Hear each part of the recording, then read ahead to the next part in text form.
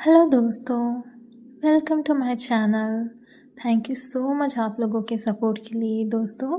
आप अपना साथ ऐसे ही बनाए रखें। हम और भी अच्छी न्यू स्टोरीज़ लाते रहेंगे। आइए तो चलिए हम कहानी की ओर बढ़ते हैं।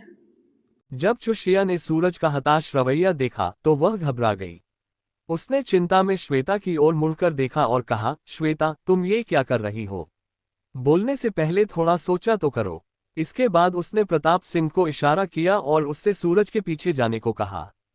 वरीड, प्रताप सिंह भी एक चतुर व्यक्ति था। वह सोफे से उठा और सूरज के पीछे भागा, लेकिन उसका बेटा बहुत तेज था। उसने प्रताप की एक न सुनी और सीढ़ियों से नीचे गायब हो गया। ये देखकर प्रताप सिंह के पास वापस अपार्टमेंट लौटने के अलावा कोई चारा नहीं बचा। दौड़ने वाला रनिंग डैश क्रोध। जैसे ही उसने अंदर कदम रखा, उसने अपनी पत्नी को श्वेता से कहते सुना, और तुम्हारे साथ क्या समस्या है? तुम सूरज से क्यों झगड़ रही हो? क्या तुम भूल गई हो कि वह सूरज ही है जो हर दिन हमारे परिवारों और तुम्हारे द्वारा लाए गए बचे हुए लोगों सर्वाइवर्स के लिए रसद इकट्ठा करने बाहर जाता है? ये पहले से ही साफ है कि वह उस अतिरिक्त रसद से खुश नहीं है जो उसे जमा करनी पड़ती है। तो फिर तुम उसे इतना परेशान क्यों कर रही हो? एंग्री स्कूल का बस्ता। चुशिया सचमुच पागल हो रही थी। वह अपनी बेटी से ज्यादा कुछ नहीं मांग रही थी, बस इतनी उम्मीद कर रही थी कि वह कम से कम ये समझे कि स्थिति अब पहले जैसी नहीं रही। वह सूरज का दिल दुखाने जैसी मूर्खता कैसे कर सकती थी? दिल टूटना। हालांकि उसे श्वेता को डांटने की आदत नहीं थी, इसलिए उसकी आवाज बहुत धीमी थी और श्वेता ने अपनी माँ की बात को गंभीरता से नहीं लिया। उसने अपनी आंखें घुमाई और अपनी माँ से कहा, माँ, आपको लग सकता है कि मैं भाई सूरज के साथ बदतमीजी कर रही हूँ, लेकिन मैं सिर्फ अपना और हमारे परिवार का भला सोच रही हूँ। आपको लग सकता है कि मैं स्वार्थी हूँ, पर मेरे पास कोई विकल्प नहीं है। पेपर, जरा पिछली बार जो हुआ उसे ही देख लीजिए। पिछली बातों को याद कर श्वेता का दिल नफरत से भर गया। वे शक्तियुक्त प्राणी, सुपरनैचुरल बीइंग्स जिन्हें सूरज बाकी टीम के साथ लेकर आया था, उनके साथ तालमेल बिठाना बहुत मुश्किल था। वे उसकी एक बात नहीं सुनते थे और उसके साथ एक भिखारी जैसा व्यवहार करते थे। पाउटिंग क्रोध। अतीत में वह सूरज से अपनी मर्जी के मुताबिक रसद छीन लेती थी, लेकिन जब से वे शक्ति उपयोगकर्ता एबिलिटी यूजर्स टीम में आए थे, तब तक बिना किसी ठोस कारण या सूरज की अनुमति के चिप्स का एक पैकेट निकालना भी असंभव हो गया था। No entry sign. यहां तक कि बचे हुए लोगों को भी उससे कुछ शिकायतें थीं। वे जाहिर तौर पर एक ही टीम से थे। तो फिर उन्हें उस रसद के लिए सूरज की अनुमति की आवश्यकता क्यों थी जो पूरी टीम की होनी चाहिए थी? हालांकि जब से शक्ति उपयोगकर्ताओं ने रसद पर नियंत्रण करना शुरू किया था, उन्होंने उसे इतनी सख्ती से जकड़ लिया था कि उनसे ब्रेड का एक टुकड़ा भी निकलवाना नामुमकिन था।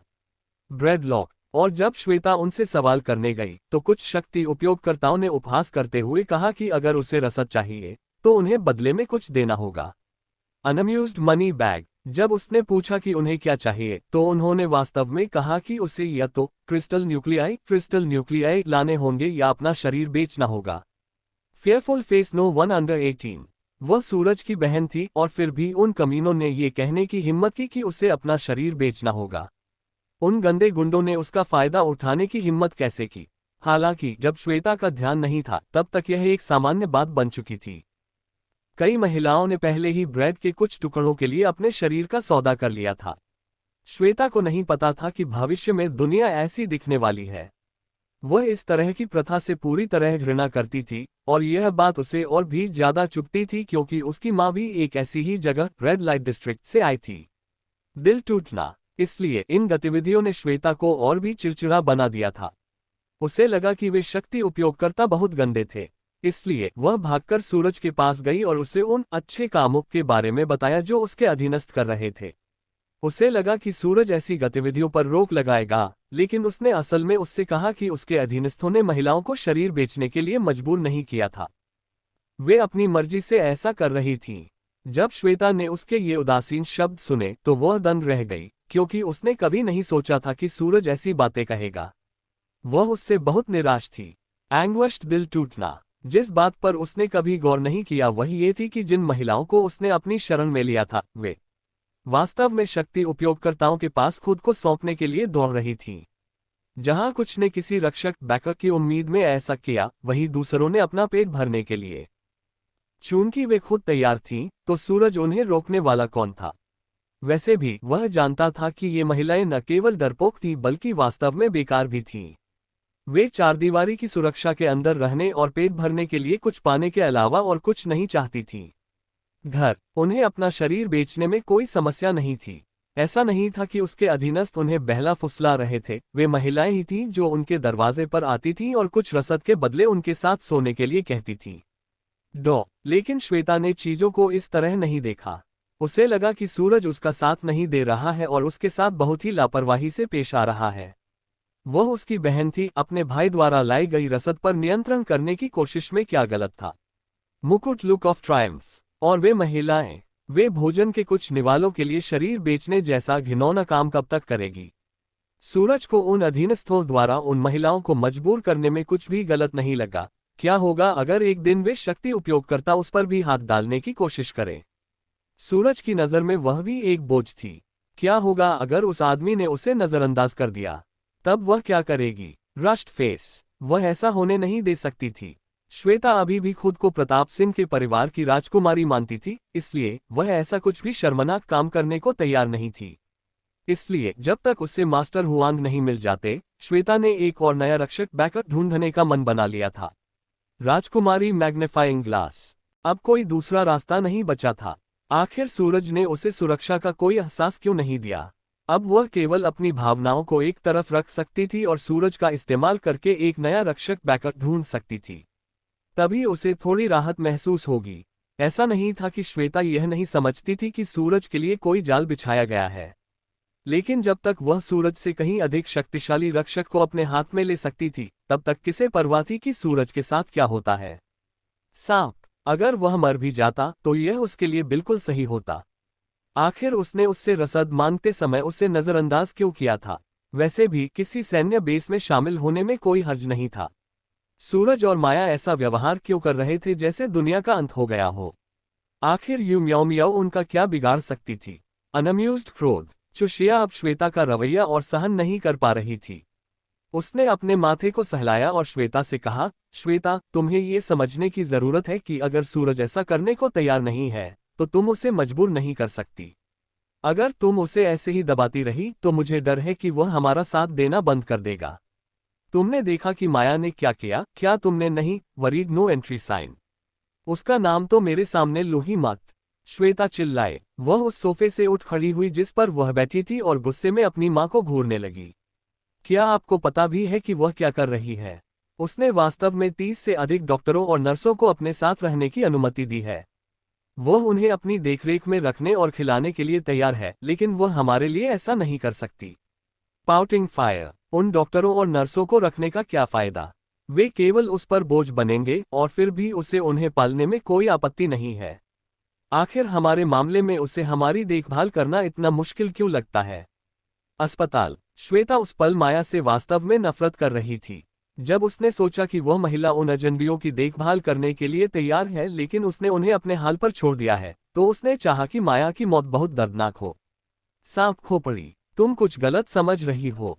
प्रताप सिंह स्वाभाविक रूप से माया से ज्यादा श्वेता की परवाह करता था, हालांकि उसे उम्मीद थी कि उसकी बेटी माया की तुलना में आधी भी समझदार होती। अगर वह होती तो वे बहुत बेहतर स्थिति में होते। उसने एक थकी हुई आह भरी और फिर उससे कहा, माया ने उन डॉक्टरों और नर्सों को अपने साथ रहने की अनुमति इसलिए दी है क्योंकि वह उनका उपयोग करना चाहती थी। अब उसने उन डॉक्टरों की मदद से एक अस्पताल खोल लिया है।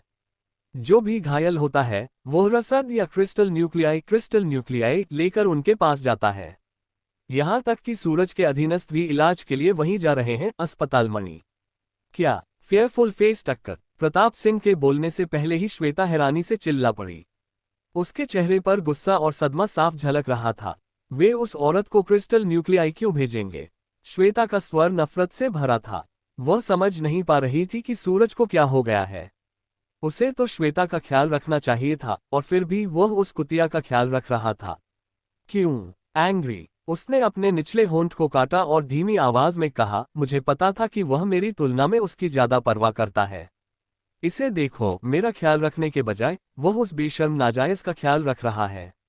सांप, श्वेता। प्रताप सिंह अपनी बेटी के शब्द सुनकर अवाक रह गया।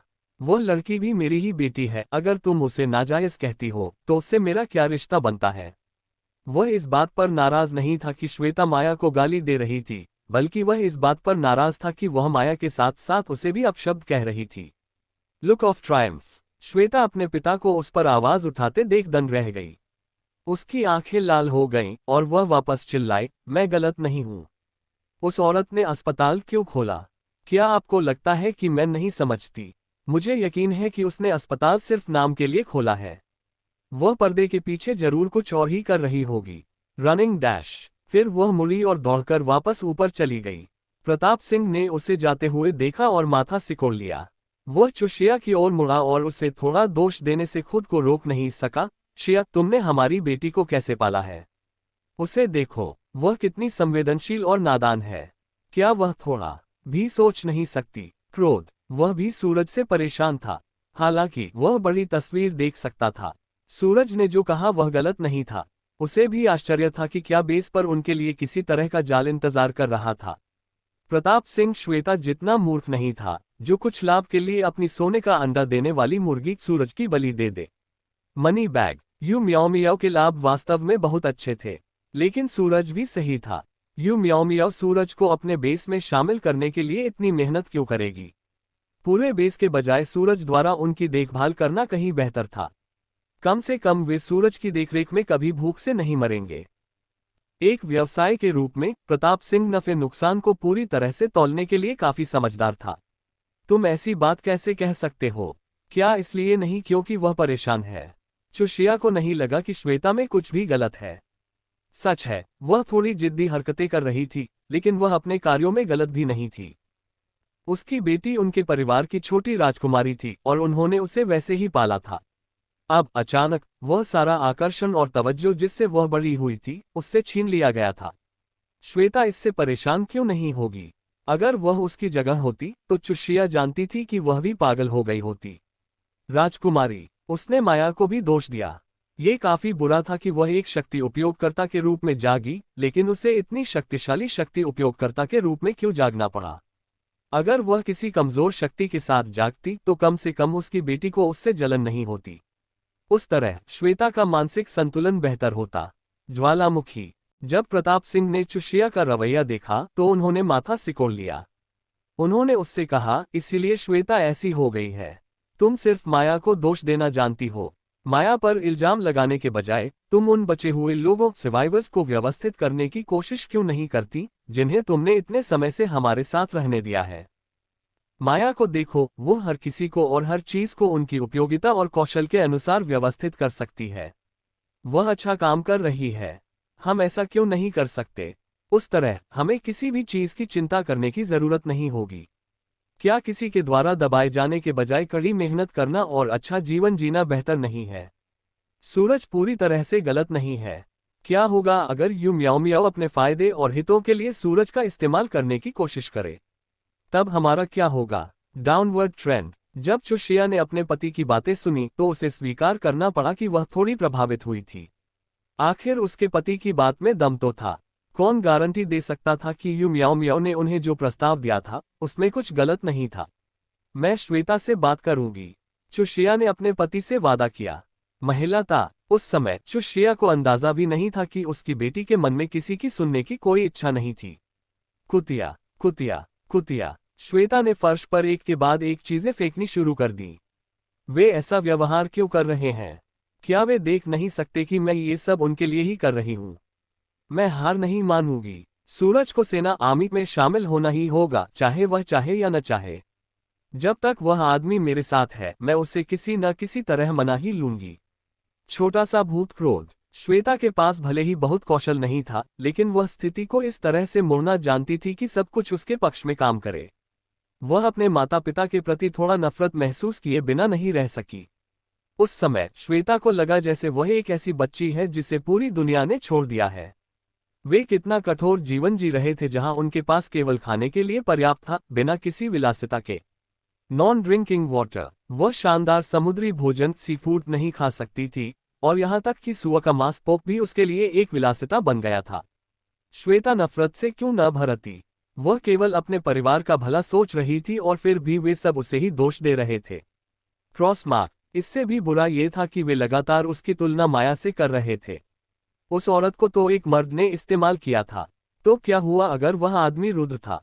अंत में माया सिर्फ एक मामूली मनोरंजन फ्लिंग थी जिसे रुद्र का परिवार कभी गंभीरता से नहीं लेगा, और फिर भी वह महिला सिर्फ इसलिए उसे नीचा दिखाने की हिम्मत करती थी क्योंकि उसने एक शक्तिशाली आदमी को फंसा लिया था। नेल पॉलिश सांप। सिर्फ इसलिए कि वह उसे नीचा देखती थी, इसका मतलब यह नहीं था कि माया उससे बेहतर थी। अगर वह उसे नीचा देखती थी तो श्वेता भी उसे नीचा देखती थी। श्वेता को यकीन था कि एक दिन वह फिर से शिखर पर पहुंचेगी और वह माया को साबित कर देगी कि वह अभी भी उससे एक कदम आगे है। Top sign. वह बेस के शिखर पर चढ़ेगी और फिर माया को अपने पैरों तले कुचलेगी। एक बार जब उसके पास उसकी देखभाल करने वाले बहुत से लोग होंगे तो किसे परवाह थी कि वह कोई शक्ति जागृत कर सकती है या नहीं। केवल वे लोग जो महज आम नागरिक थे और जिनके नाम पर कुछ नहीं था, वही कड़ी मेहनत करेंगे। मुकुट पद चिन्ह। उसके जैसी राजकुमारियां दूसरों से अपने लिए काम करवाती हैं, वे खुद कभी काम नहीं करती। दूसरी ओर सूरज त्सू ने, जिसने सब कुछ सुना और देखा था, अपनी आंखों में अवमानना के साथ उपहास किया। वह खुश था कि श्वेता के लिए कुछ भी काम करता नहीं दिख रहा था। जितना वह अतीत में उससे प्यार करता था, अब वह उससे उतनी ही नफरत करता था। ये औरत ही वह कारण थी जिसकी वजह से वह महज एक बॉय टॉय बनकर रह गया था। अनअम्यूज्ड। एक समय था जब वह उन पुरुषों को नीचा देखता था जो अमीर संरक्षकों को फंसाने के लिए अपने शरीर का उपयोग करते थे, और अब वह खुद वही कर रहा था। इस विचार ने ही सूरज त्सू को खुद से घिन महसूस करा दी। वह चाहता था कि वह अपनी त्वचा को तब तक धोए जब तक कि उन महिलाओं का स्पर्श मिट न जाए जो अपनी मर्जी से उसे छूती थीं।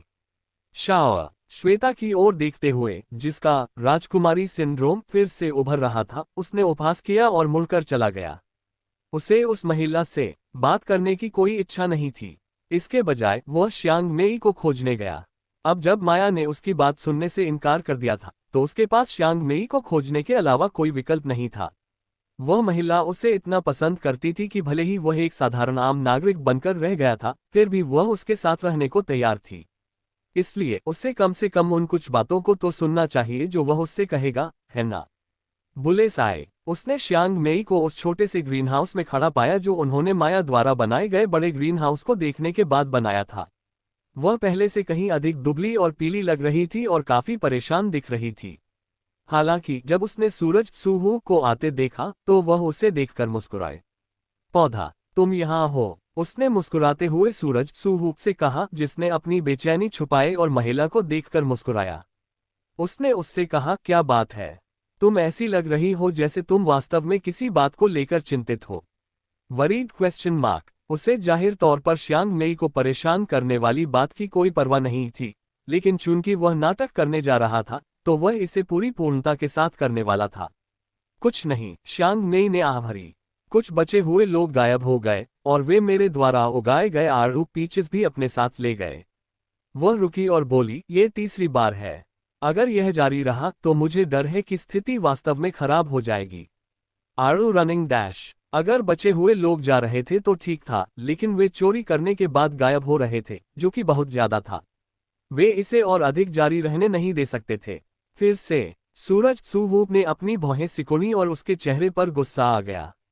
क्रोध। वह जानता था कि बचे हुए लोग लापता हो रहे थे, लेकिन उसे कभी नहीं पता था कि वे जाने से पहले रसद चुरा रहे थे। ऐसा लग रहा था कि श्वेता वास्तव में बेकार थी। माया की तुलना में, जो न केवल बचे हुए लोगों को बल्कि उनके कार्यों को भी नियंत्रित कर सकती थी, श्वेता वास्तव में बहुत पीछे रह गई थी।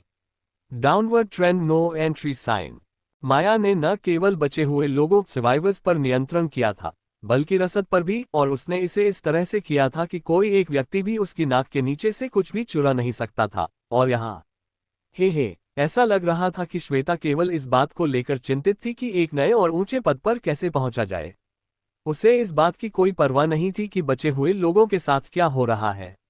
Downward trend. वह इसके बारे में जितना अधिक सोचता था, सूरज त्सू उतना ही हैरान होता था कि क्या अतीत में उसका दिमाग कुत्तों ने खा लिया था। उसने ऐसी मूर्खतापूर्ण हरकत क्यों की? जब उसके पास माया जैसी लड़की थी तो वह श्वेता के पीछे क्यों गया?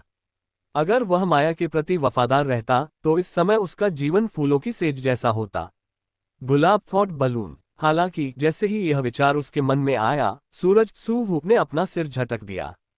यह उसकी गलती नहीं थी, ये सब माया की वजह से था। उस औरत ने इतने लंबे समय तक नाटक क्यों किया? अगर उसने पहली मुलाकात में ही उसे अपना आत्मविश्वासी और साहसी पक्ष दिखाया होता तो वह श्वेता के बजाय उससे प्यार करता। अनअम्यूज्ड क्रोध, यह उसकी गलती थी कि वह हर समय उसके सामने उदास बनी रहती थी। अगर उसने सच धज कर उसे थोड़ा प्यार दिखाया होता तो क्या वह उसे नजरअंदाज करके श्वेता जैसे किसी के पीछे जाता? रुको, क्या इसका मतलब यह है कि उस औरत ने जानबूझकर ऐसा नाटक किया था? अचानक सूरज त्सू के दिमाग में एक विचार आया और उसकी रीढ़ सीधी हो गई। सूरज त्सू ने माया में आए अचानक बदलावों के बारे में सोचा और उसकी आंखों में बेचैनी की झलक दिखाई दी। वह इसके बारे में जितना अधिक सोचता उसे उतना ही यकीन होता गया। हाई वोल्टेज, उसे अब यकीन था कि माया उसे नीचा देखती थी और इसलिए उसने जानबूझकर अपना असली रूप उससे छिपाया था। वह चाहती थी कि वह उसे धोखा दे ताकि उसे छोड़ने का बहाना मिल जाए। सांप नो एंट्री साइन, वह कुतिया सूरज त्सू ने अपशब्द कहे। क्या? श्यांग मेई ने अपना सिर उठाया और उस आदमी की ओर देखा। उसने उसे अभी बोलते हुए सुना था लेकिन वह उसे स्पष्ट रूप से सुन नहीं पाई थी। महिला धान, कुछ नहीं। सूरज त्सू उस महिला की ओर देखकर मुस्कुराया और उसका हाथ अपने हाथों में लेकर कहा, अब ऐसी चीजों के बारे में चिंता करने की कोई जरूरत नहीं है। चूंकि इन लोगों को लगता है कि छोड़ने के बाद इनका जीवन बेहतर होगा तो इन्हें जाने दो। ये बचे हुए लोग हमारी चिंता नहीं है, ये श्वेता है जिसे उनकी देखभाल करनी चाहिए। उसने आह भरी और फिर श्यांग मेई से कहा, काश वह तुम्हारी तरह समझदार होती तो कुछ भी इस तरह से गलत नहीं होता। उसकी तारीफ सुनकर श्यांग मेई शर्मा गई। हालांकि उसके पीछे खड़े लोगों ने अपनी आंखें घुमाईं क्योंकि वे देख सकते थे कि सूरज त्सू क्या करने की कोशिश कर रहा था। नेल पॉलिश, भले ही हर कोई देख सकता था कि सूरज त्सू केवल श्यांग मेई को बहला फुसला रहा था ताकि वह अपनी इच्छानुसार उसका उपयोग कर सके, लेकिन श्यांग मेई खुद इसे नहीं देख पा रही थी। शायद उसकी आंखों पर प्यार का चश्मा चढ़ा था, वह केवल सूरज त्सू के मीठे झूठ सुनती थी और उसे किसी चीज की परवाह नहीं थी। गुलाब चश्मा, तुम मेरी बहुत ज्यादा तारीफ करते हो। श्यांग मेई ने शर्माते हुए अपने बालों की एक लट को कान के पीछे किया और कहा, लेकिन तुम्हारा क्या मतलब है कि हमें लापता बचे हुए लोगों की चिंता करने की जरूरत नहीं है?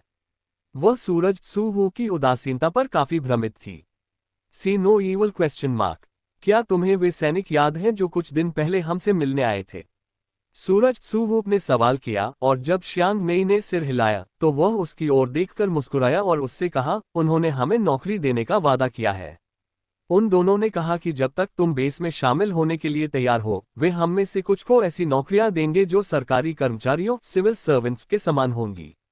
मई में अगर तुम बेस में शामिल हो जाती हो तो हमें कभी भी भोजन और पानी की चिंता नहीं करनी पड़ेगी। ठंडा पसीना कार्यालय की इमारत। वह रुका और आगे बोला, यही नहीं, हम श्वेता के अत्याचार से भी मुक्त हो जाएंगे। सच में? क्या ये वास्तव में संभव है? श्यांग मेई एक भोली भाली लड़की थी। उसे यह एहसास भी नहीं हुआ कि सूरज त्सू और बेस के नेता द्वारा दिए गए लालच में कुछ गड़बड़ थी। उसने बिना दोबारा सोचे तुरंत सूरज त्सू की बात पर विश्वास कर लिया। Check mark. सूरज त्सू ने मन ही मन आह भरी जब उसने देखा कि महिला ने बिना किसी विचार के उसकी बात मान ली है। वह इसी तरह की महिला पसंद करता था, माया की तरह नहीं जो हर एक बात पर सवाल करती थी और पलटकर जवाब देती थी। एक महिला को श्यांग मेई की तरह होना चाहिए जो बिना पलक झपकाए अपने पुरुष की बात मान ले। बहुत ज्यादा सोचने और बोलने वाली महिला पुरुषों को पसंद नहीं आती। बिल्कुल सही। सूरज त्सू ने अपनी आंखों में घमंड की झलक के साथ श्यांग मेई की ओर देखा। वह उस प्रशंसा भरी नजर से काफी खुश था जो श्यांग मेई उसे दिखा रही थी। हालांकि ये भरोसा उस आदमी को श्यांग मेई को आग की फायर पिट में धकेलने के लिए दोषी महसूस कराने के लिए काफी नहीं था। वास्तव में उसने पूरी बात इतनी खुशी से समझाई जैसे कि वह किसी भूखे भिखारी को भीख दे रहा हो। Smile with horns fire. जो सैनिक कल घर आए थे उन्होंने वादा किया था कि वे हमें बसने में मदद करेंगे। तो श्यांग मेई, क्या तुम मेरे साथ आना चाहती हो? जरूर। श्यांग मेई ने बिना किसी हिचकिचाहट के तुरंत सूरज त्सू की बात मान ली। वह उस आदमी की ओर देखकर मुस्कुराए और धीमी आवाज में उससे कहा, मैं तुम्हारे साथ आऊंगी सूरज भाई ब्रदर हूँ। अगर तुम जा रहे हो तो मैं यहाँ क्यों रुकूंगी? परिक्रमा करते दिल। वैसे भी श्यांग मेई को नहीं लगा कि सेना में शामिल होने में कुछ गलत था। काश उसे पता होता। खोपड़ी। कुछ दिन ऐसे ही बीत गए। सनशाइन डीलक्स अपार्टमेंट्स के आसपास का पूरा नजारा बदल गया था। सड़कें गश्ती गार्डों से भरी हुई थीं। सैन्य वाहनों को बेस की दीवार के अंदर और बाहर जाते देखा जा सकता था। क्योंकि सेना ने अपने शक्ति उपयोगकर्ताओं की मदद से जगह को साफ कर दिया था, इसलिए वे अब किसी भी ज़ॉम्बी को नहीं देख सकते थे और वास्तव में बिना किसी चिंता के अपने घरों से बाहर निकल सकते थे। ट्रैक्टर। कुछ दूरी पर मुख्य केंद्र खोला गया था और बचे हुए लोगों को लाइन में लगने के लिए कहा गया था ताकि पंजीकरण के बाद उन्हें उचित नौकरी दी जा सके। और उसके बगल में एक नोटिस बोर्ड भी लगाया गया था। Clipboard round पुशपिन। बोर्ड पर शक्ति उपयोगकर्ताओं एबिलिटी यूजर्स की नियुक्ति के संबंध में एक चकाचौंध भरा विज्ञापन लगाया गया था। दुनिया खत्म होने से पहले सेना द्वारा इन सूचना बोर्डों का उपयोग करना काफी सामान्य था। अब जब दुनिया खत्म हो चुकी थी तब भी सैन्य कर्मियों ने इन बुलेटिन बोर्डों का उपयोग करना नहीं छोड़ा था। क्लिपबोर्ड। नोटिस में कहा गया था कि यह क्षेत्र अब यू मियाओ मियाओ के बुद्धिमान कमान के अधीन है और यह उसके नेतृत्व में एक सुरक्षित क्षेत्र बन गया है। इसमें उन शक्ति उपयोगकर्ताओं का कोई जिक्र नहीं था जिन्होंने ज़ॉम्बियों को साफ करने में उसकी मदद की थी। इसमें केवल ये बताया गया था कि यू मियाओ मियाओ एक बहुत ही बुद्धिमान नेता है और वह ऐसे शक्ति उपयोगकर्ताओं की तलाश कर रही है जो सुरक्षित बेस को और भी सुरक्षित स्थान बनाने में उसकी मदद कर सकें। राजकुमारी। इसके अलावा सूचना बोर्ड पर शक्ति उपयोगकर्ताओं के लिए कई लाभों का भी उल्लेख था। शायद यू मियाओ मियाओ माया और सूरज की ओर से कोई प्रतिक्रिया न मिलने के कारण परेशान थी, इसलिए उसने क्रिस्टल न्यूक्लियाई की संख्या बढ़ा दी थी। अब शक्ति उपयोगकर्ताओं को दिए जाने वाले क्रिस्टल न्यूक्लियाई की कुल संख्या प्रति माह 5000 से अधिक होगी। Money bag. यही सब कुछ नहीं था। शक्ति उपयोगकर्ताओं को बाहरी इलाके में एक आलीशान बंगला मैंशन दिया जाएगा जिसमें सभी सुख सुविधाएं होंगी और उनके परिवार बिना किसी अतिरिक्त रसद दिए उनके साथ रह सकेंगे। उन्हें एक वीआईपी पास भी दिया जाएगा जिसका उपयोग किसी भी समय बेस से बाहर जाने और अंदर आने के लिए किया जा सकेगा। यूरोपीय महल क्रेडिट कार्ड। इतना ही नहीं, उन्हें विशेष चिकित्सा सुविधाएं भी दी जा रही थी। अस्पताल गोली। जो लोग मिशन पूरा करने के लिए बाहर जाएंगे उन्हें कुछ अतिरिक्त लाभ भी दिए गए थे, जिनमें अपनी पसंद का बंगला चुनने का अधिकार, टीम के सदस्य चुनने का अधिकार और सबसे पहले रसद उठाने का अधिकार शामिल था। स्कूल का बस्ता चेक मार्क। उन्हें बेस के भीतर सभी आपराधिक आरोपों से भी छूट दी गई थी, जिसका अर्थ था कि जब तक वे बेस में शामिल होने के लिए तैयार थे, इन शक्ति उपयोगकर्ताओं से हत्याओं के लिए भी सवाल नहीं पूछा जाएगा या उन्हें जवाबदेह नहीं ठहराया जाएगा। No entry sign. छोटा सा भूत। जैसे ही ये नीतियां सामने आईं, यू मियाओ मियाओ ने बहुत सारे शक्ति उपयोगकर्ताओं को आकर्षित किया। न केवल उसने बहुत से शक्ति उपयोगकर्ताओं को आकर्षित किया, बल्कि उसने साधारण नागरिकों के एक समूह को भी अपनी ओर खींचा जो जीवन यापन के लिए नौकरी की तलाश में थे। आदमी, महिला, लड़की, लड़का। मदद की तलाश में यू मियाओ मियाओ ने कुछ ही दिनों में एक और नोटिस लगाया जिसमें उसने कहा कि वह चाहती है कि कुछ साधारण नागरिक बेस में शामिल हों और उसके लिए काम करें। बेस में शामिल होने और बेस बनाने में उसकी और उसकी टीम की मदद करने के बदले में वह उन्हें भोजन और रसद देगी। बेशक उन्हें कोई क्रिस्टल न्यूक्लियाई नहीं दिए गए क्योंकि यू मियाओ मियाओ एक ऐसी मानक प्रणाली बनाने की दिशा में काम कर रही थी जो बलवान और कमजोर के बीच अंतर पैदा करेगी। बेशक भले ही यू मियाओ मियाओ ने साधारण नागरिकों के लिए पद खोले थे, लेकिन श्वेता और सूरज सूहू की ओर से किसी ने कोई कदम नहीं उठाया। वे अभी भी एक सरकारी कर्मचारी, सिविल सर्वेंट के पद पाने का सपना देख रहे थे जहां वे बिना किसी कड़ी मेहनत के अच्छा खा पी सकें। चूंकि यू मियाओ मियाओ ने उनसे पहले ही नौकरी का वादा किया था, तो वे कुली के रूप में काम करने की मूर्खता क्यों करेंगे। Sleeping thought balloon hamburger. जहां तक माया का सवाल है, उसने सड़कों पर बांटे जा रहे नोटिसों, घोषणाओं और अनगिनत पर्चों पर एक नजर तक नहीं डाली। उसके घर में पर्याप्त भोजन और रसद थी और उसे कुछ रसद के लिए बेस में शामिल होने की कोई आवश्यकता नहीं थी। उसकी देखरेख में रहने वाले बचे हुए लोगों ने भी घोषणा पर ध्यान नहीं दिया। घर। माया का साथ देकर उनके पास खाने पीने के लिए पर्याप्त था। उन्हें दूसरी नौकरी तलाशने की कोई जरूरत नहीं थी। जबकि वे सड़कों पर गूंज रही घोषणाओं को नजरअंदाज करते रहे, यू मियाओ मियाओ विज्ञापनों के साथ नहीं रुकी। वह अधिक से अधिक शक्ति उपयोगकर्ताओं को आकर्षित करना चाहती थी, इसलिए भले ही उसे हर तरह की चालें चलनी पड़े, यू मियाओ मियाओ ऐसा करने के लिए तैयार थी। माहौल इतना उत्सवपूर्ण था कि कोई ज़ॉम्बियों की दहाड़ भी नहीं सुन सकता था। Confetti loudspeaker. कोई इन्हें चुप कराओ, माया ने अपने सिर पर हाथ रखकर झुंझलाहट में कहा। सुबह 5 बजे से ही लाउडस्पीकरों पर हो रही घोषणाओं के कारण वह ठीक से सो नहीं पा रही थी। हालांकि भले ही वह अपने फेफड़ों की पूरी ताकत से चिल्लाए, माया जानती थी कि चिल्लाने का कोई फायदा नहीं है क्योंकि कोई उसे सुन नहीं पाएगा। टायर्ड स्पीकर क्रोध। उसने अपने हाथ सिर से हटाए और बिस्तर से उठी। लेकिन जैसे ही उसके पैर फर्श पर टिके, वह नहाने के कमरे की ओर भागी क्योंकि उसे अचानक मतली महसूस हुई। नीचे जाने से पहले उसने अपनी पूरी कोशिश की कि वह सब कुछ उगल दे। उसने अपने दो भतीजों मोनू और मोनू को जम्हाई लेते और सुस्त देखा, जबकि उसके दो भाई विजय और बजरंग और माँ अपनी सूखी आंखें मल रहे थे और बीच बीच में खिड़कियों को गुस्से से घूर रहे थे। वे सोच रहे थे कि क्या यू मियाओ मियाओ ने कोई नया हुनर विकसित कर लिया है जिससे ऐसा लाउडस्पीकर बनाया गया है जो इतना तेज था कि वे अपने घर के अंदर भी घोषणा सुन सकते थे। अगर ऐसा ही चलता रहा तो वे निश्चित रूप से हमें पागल कर देंगे, बजरंग ने अपना एग ड्रॉप सूप पीते हुए कहा। उसकी आंखों के नीचे के काले घेरे और भी गहरे हो गए थे और उसका गुस्सा पहले से कहीं ज्यादा बढ़ गया था। सच में, मुझे समझ आ गया है कि वे शक्ति उपयोगकर्ताओं की भर्ती कर रहे हैं और मुझे विश्वास है कि 100 किलोमीटर के दायरे में हर किसी को ये पता चल गया होगा। फिर लगातार घोषणा जारी रखने का क्या मतलब है? एंग्री अमावस्या। वह यहाँ सचमुच पागल हो रहा था। आमतौर पर शांत रहने वाले विजय भी थके हुए और उदास थे। उन्होंने बजरंग को चिल्लाने से भी नहीं रोका और उसे वह करने दिया जो वह करना चाहता था। माया ने अपने दो भाइयों को अपनी नींद और धैर्य खोते हुए देखा और वह गुस्से से भर गई, लेकिन जैसे ही उसने अपनी मां को देखा, वह गुस्सा दुख में बदल गया। यू मियाओ मियाओ, वह औरत सच में पागल हो रही थी। ज्वालामुखी। माया ने अपना खाना खत्म किया और नीचे की ओर चली गई जहां नर्सें और डॉक्टर उसके परिवार जैसी ही स्थिति में थे। तभी उसने वान गुफू को कहते सुना, चलो जल्दी करो। Running dash. माया अभी भी हल्की सुस्ती में थी क्योंकि पिछले कुछ दिनों से वह ठीक से सो नहीं पाई थी, लेकिन वान गुफू की आवाज सुनते ही उसका दिमाग साफ हो गया। उसने अपना सिर उठाया और वान गुफू तथा टीम के बाकी सदस्यों की ओर देखा। वे भारी बैकपैक लादे सीढ़ियों से नीचे दौड़ रहे थे, जैसे कि वे कई दिनों के लिए परिसर छोड़कर जा रहे हों। स्कूल का बस्ता। ये देखकर माया तुरंत उनके पीछे भागी। उसने सुमन को पकड़ लिया, जो मीनू ल्यूमेक के साथ चुपके से परिसर से बाहर भाग रही थी। क्या हुआ? उसने सुमन की कलाई पकड़ते हुए सख्त आवाज में पूछा। एंग्री। बड़ी बहन माया। सुमन ने माया की ओर झिझक के साथ देखा। उसने माया से कहा, कुछ नहीं, बस वरीड। मुझसे झूठ मत बोलो। Look of Triumph. वह रुद्र मास्टर लेक है। जब सुमन झिझक रही थी, तब मीनू ने माया को जवाब दिया।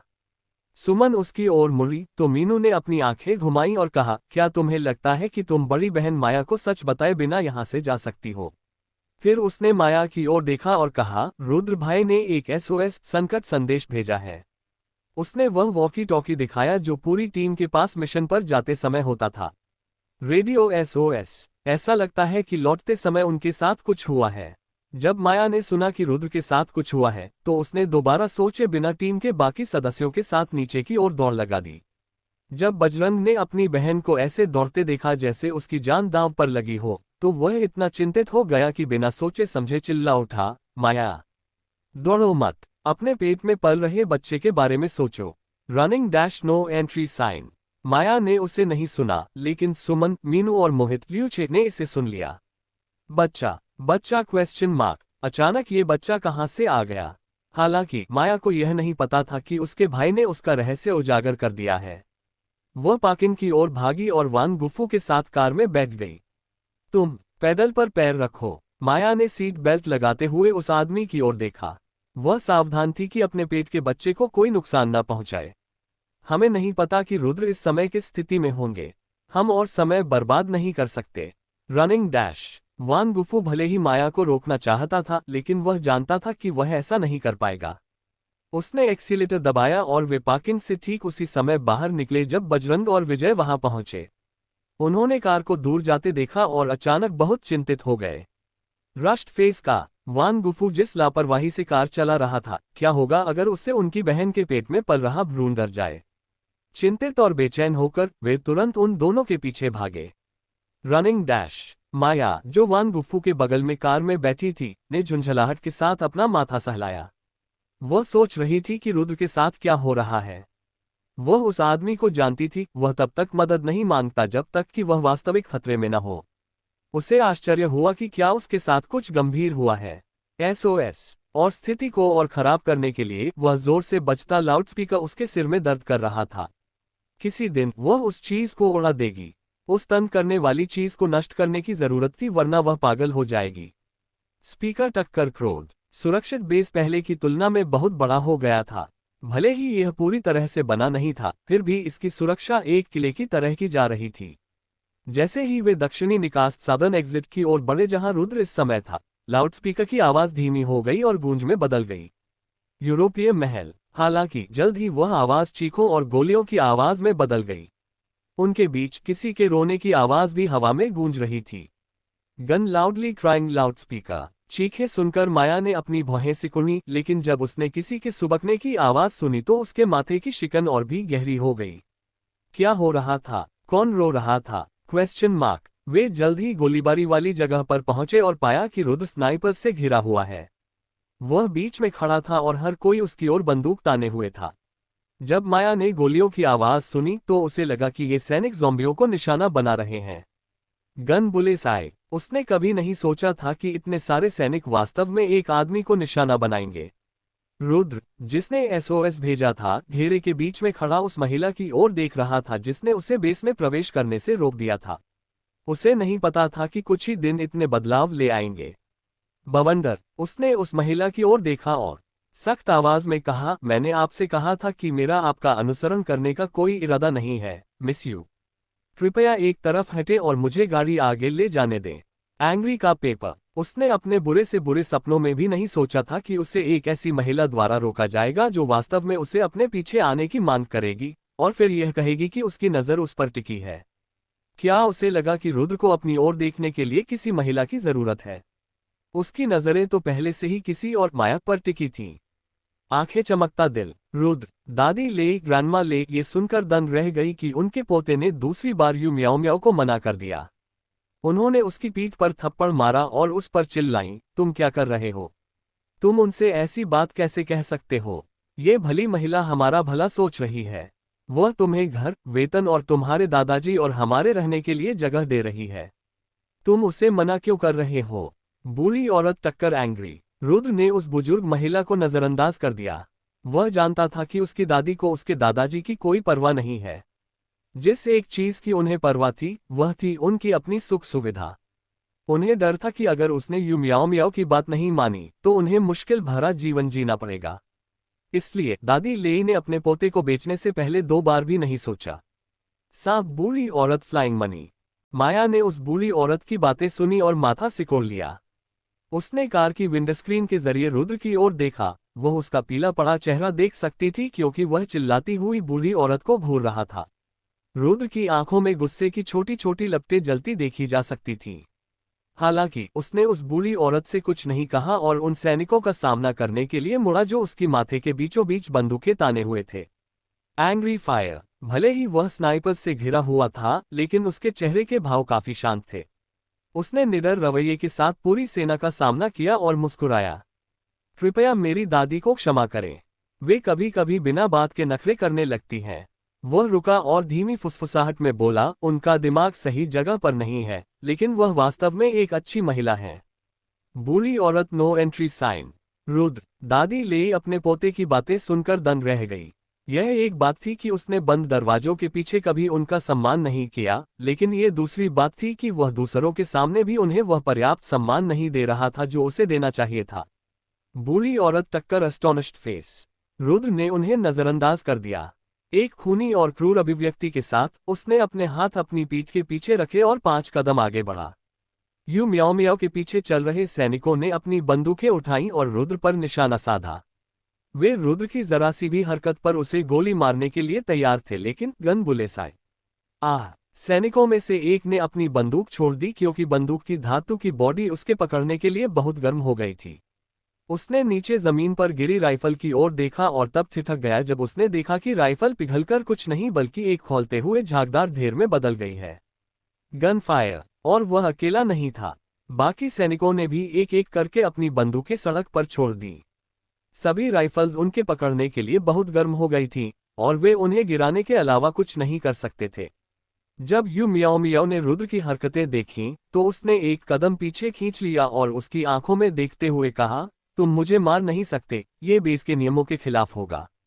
Rushed face. क्या बात है? अब तुम अचानक डर गई। मुझे घेरने के लिए तो तुम्हारे पास काफी हिम्मत थी। अब क्या हुआ? मुझे मत बताओ कि तुम्हारे पास मुझसे लड़ने का साहस नहीं है।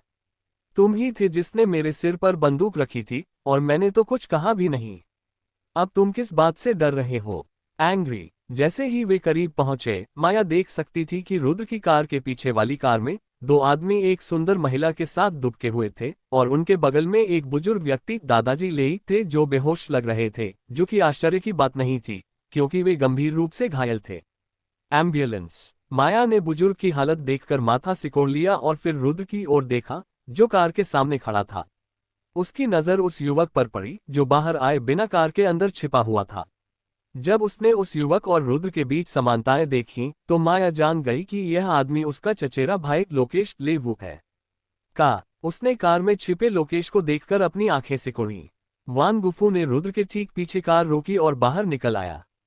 उसने अपनी मांसपेशियों को तानते हुए और कंधे घुमाते हुए रुद्र के पीछे खड़ा होने के लिए दौड़ लगाई। अगर इन सैनिकों को लगा कि वे अपनी संख्या के दम पर रुद्र को डरा सकते हैं, तो वे निश्चित रूप से गलत थे। बाइसेप्स। सुमन और बाकी लोगों ने भी वैसा ही किया। वे रुद्र के पीछे आकर रुक गए और उन सैनिकों को घूरने लगे जो रुद्र को घेरे हुए थे। माया कुछ देर कार के अंदर ही रही और फिर वह भी बाहर निकल आई। वह धीमी और नियंत्रित गति से रुद्र की ओर बढ़ी। भले ही वह पूरी दुश्मन सेना का सामना कर रही थी, लेकिन उसकी चाल में कोई जल्दबाजी नहीं थी, जैसे कि वह किसी चीज से डरी न हो। एक नजर में ही माया जान गई कि इस स्थिति में कौन गलत है और कौन सही। ऐसा लग रहा था कि यू मियाओ मियाओ जब से रुद्र की पहचान के बारे में पता चला था, तब से उसकी तलाश में थी और उसे अपने अधीन करने के लिए दौड़ी आई थी।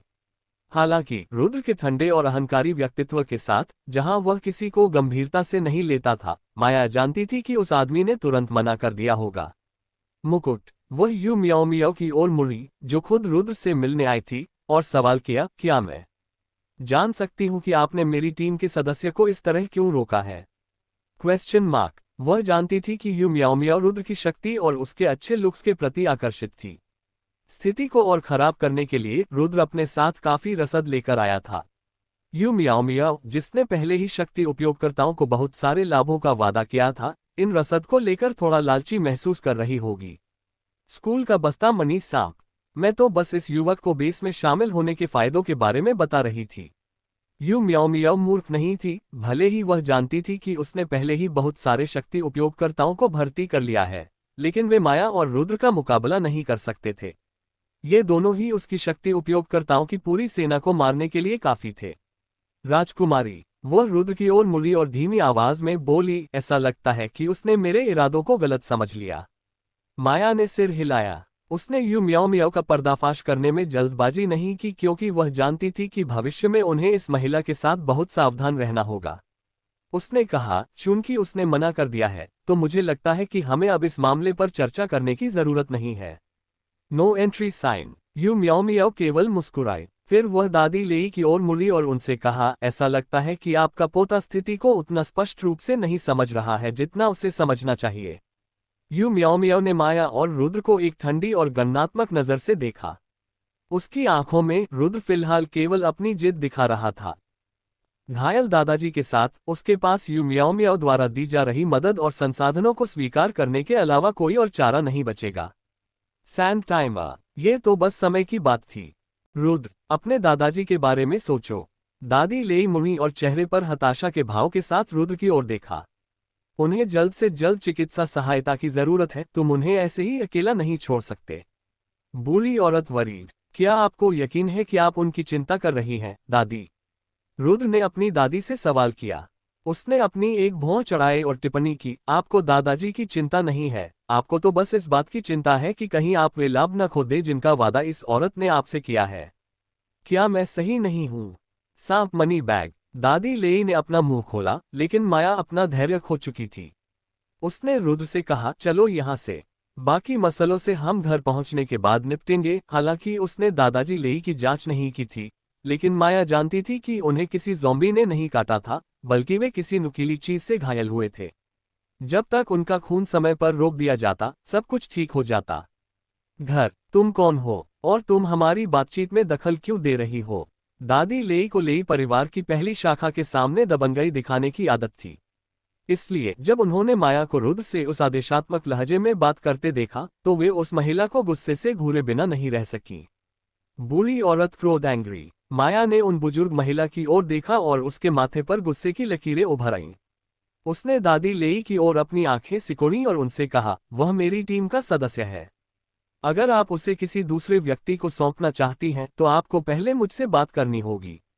One look of Triumph paper. उसका लहजा और रवैया इतना कड़ा था कि अपनी धौंस जमाने की आदि दादी लेई भी हक्की बक्की रह गई। Speak no evil astonished face. ये देख कि बुढ़िया अब और बात नहीं कर रही है, माया ने उपहास किया। उसने रुद्र की कलाई पकड़ी और उसे अपने साथ खींच लिया। उसने उससे कहा, जाओ और अपनी कार चलाओ, या तुम यहां अपना समय बर्बाद करना चाहते हो। Running dash. फिर वह मुड़ी और यू मियाओ मियाओ की ओर देखा, जो रुद्र के साथ उसकी नजदीकियों का अध्ययन कर रही थी। जब माया ने उस महिला को अपनी और रुद्र की ओर देखते हुए देखा, तो वह मन ही मन खुद को कोसने लगी। सांप। उसने रुद्र को कोसा और खुद को भी कोसा। आखिर उसे इस मूर्ख आदमी की जान बचाने के लिए आगे क्यों दौड़ना पड़ा? क्या उसने खुद से वादा नहीं किया था कि वह केवल एक शांत और खामोश जिंदगी जीना चाहती है? तो फिर उसे इस आदमी को बचाने के लिए बीच में क्यों आना पड़ा? माया मुड़ी और उसने रुद्र की ओर देखा, जो उसके हाथ को पकड़े हुए हाथ को देखकर पागलों की तरह मुस्कुरा रहा था, और उसने एक आह भरी। उसे मत बताओ कि वह सच में इस बेवकूफ के प्यार में पड़ गई है। खैर, इससे चीजें निश्चित रूप से जटिल हो जाएंगी, उसने चिंता के साथ सोचा। चमकता दिल। ये निश्चित रूप से उसकी योजनाओं में नहीं था, और माया को समझ नहीं आ रहा था कि इस स्थिति का क्या किया जाए। अब जबकि उसने यू मियाओ मियाओ का ध्यान आकर्षित कर लिया था, वह महिला उसे इतनी आसानी से नहीं छोड़ने वाली थी। Warning sign. रुको। माया रुकी और यू मियाओ मियाओ की ओर मुड़ी। उसने एक भौं चढ़ाए और सवाल किया, क्या आप कुछ और कहना चाहती हैं, कमांडर यू? Question mark. रसद सप्लाइज। यू मियाओ मियाओ ने उस रसद की ओर इशारा किया जो रुद्र अपने साथ लाया था। आप नियम भूल रही हैं, मिस माया। स्कूल का बस्ता पैकेज। जो नियमों को भूल रहा है वह आप हैं, कमांडर यू। माया ने मुस्कुराते हुए पलटवार किया। शक्ति उपयोगकर्ताओं एबिलिटी यूजर्स द्वारा सौंपी जाने वाली रसद उनकी पूरी रसद का एक चौथाई हिस्सा है। लेकिन आप रुद्र से उनकी आधी से ज्यादा रसद मांग रही हैं। क्या आप कृपया मुझे बता सकती हैं कि नियमों में अचानक ये बदलाव क्यों? या बाकी शक्ति उपयोगकर्ताओं से किया गया वादा इतनी आसानी से बदल गया? राजकुमारी फायर। माया जानती थी कि इससे वह महिला उससे और भी ज्यादा नफरत करने लगेगी, लेकिन उसे इसकी परवाह नहीं थी।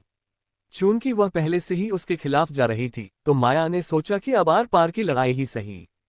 High voltage. जब यू मियाओ मियाओ की मुस्कान गायब हो गई, तो माया जान गई कि उसकी चाल काम कर गई है। आखिरकार उसने कमोबेश शक्ति उपयोगकर्ताओं के शांत दिलों को झकझोर दिया था। अगर यू मियाओ मियाओ रुद्र के लिए इतनी आसानी से नियम बदल सकती थी, तो वह दूसरों के लिए भी उन्हें बदल सकती थी। Downward trend. अगर यू मियाओ मियाओ अब पीछे नहीं हटती, तो माया को यकीन था कि वह कई शक्ति उपयोगकर्ताओं को अपने प्रति शंकित कर देगी। निश्चित रूप से कई शक्ति उपयोगकर्ता यू मियाओ मियाओ की ओर देखने लगे। पहले जब यू मियाओ मियाओ रुद्र को कोने में धकेल रही थी, तो उन्हें नहीं लगा था कि इसमें कुछ गलत है।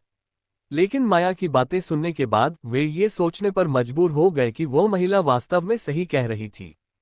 थॉट बलून अर्धमूर्तियां। अगर यू मियाओ मियाओ रुद्र के लिए नियम बदल सकती थी, तो उनके बारे में क्या? क्या वह तब पीछे हटेगी जब वे उसे नाराज करेंगे? जब यू मियाओ मियाओ ने शक्ति उपयोगकर्ताओं को सिर घुमाकर उसे ताकते देखा, तो उसने गुस्से में अपने दांत पीस लिए। उसे स्वीकार करना पड़ा कि माया ने उन शब्दों से उसे घेर लिया था। भले ही वह चाहती थी कि रुद्र पूरी रसद उसे सौंप दे, वह जानती थी कि यह अब लगभग असंभव था। एंग्री क्रोध। नियम अभी भी वही है, यू मियाओ मियाओ ने भींचे हुए दांतों के बीच से जवाब दिया। आवाज इतनी तेज थी कि माया अपनी शक्तियों का उपयोग किए बिना भी उसे सुन सकती थी। फायर। वह मुस्कुराए और बोली, तो हम निश्चित रूप से नियमों का पालन करेंगे। वह वान गुफू की ओर मुड़ी और उससे कहा, जाओ और रसद का एक चौथाई हिस्सा सैनिकों को सौंप दो।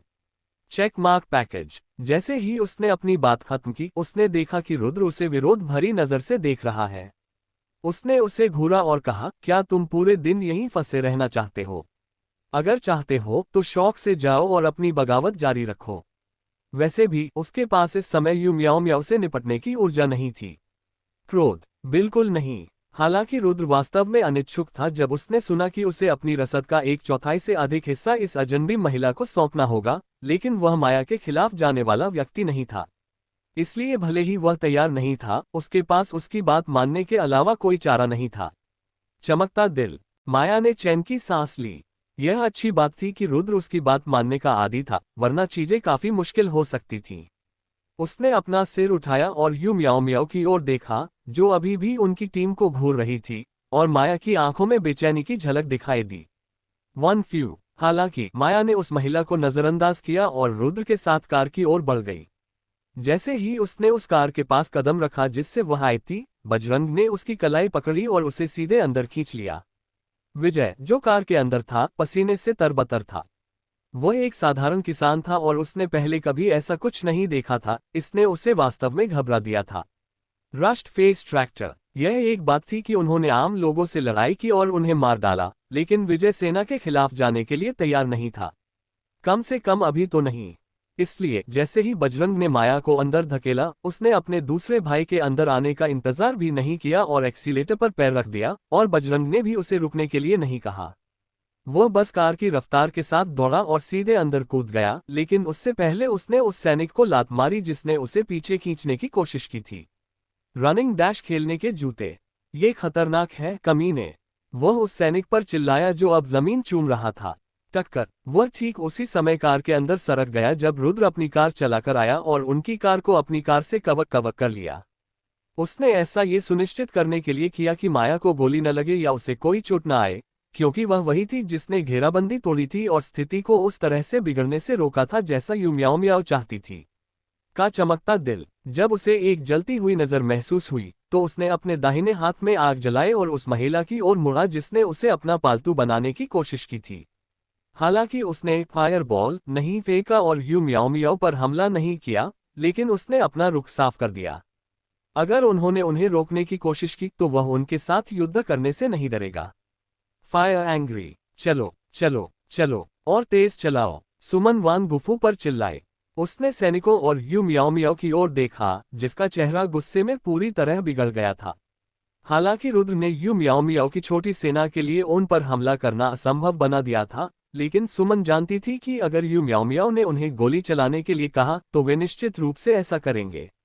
Gun running dash. मीनू ने सैनिकों द्वारा पकड़ी गई बंदूकों के पिघले हुए ढेरों से छोटे धातु के सैनिकों का एक झुंड बनाने के लिए अपने कौशल का उपयोग किया।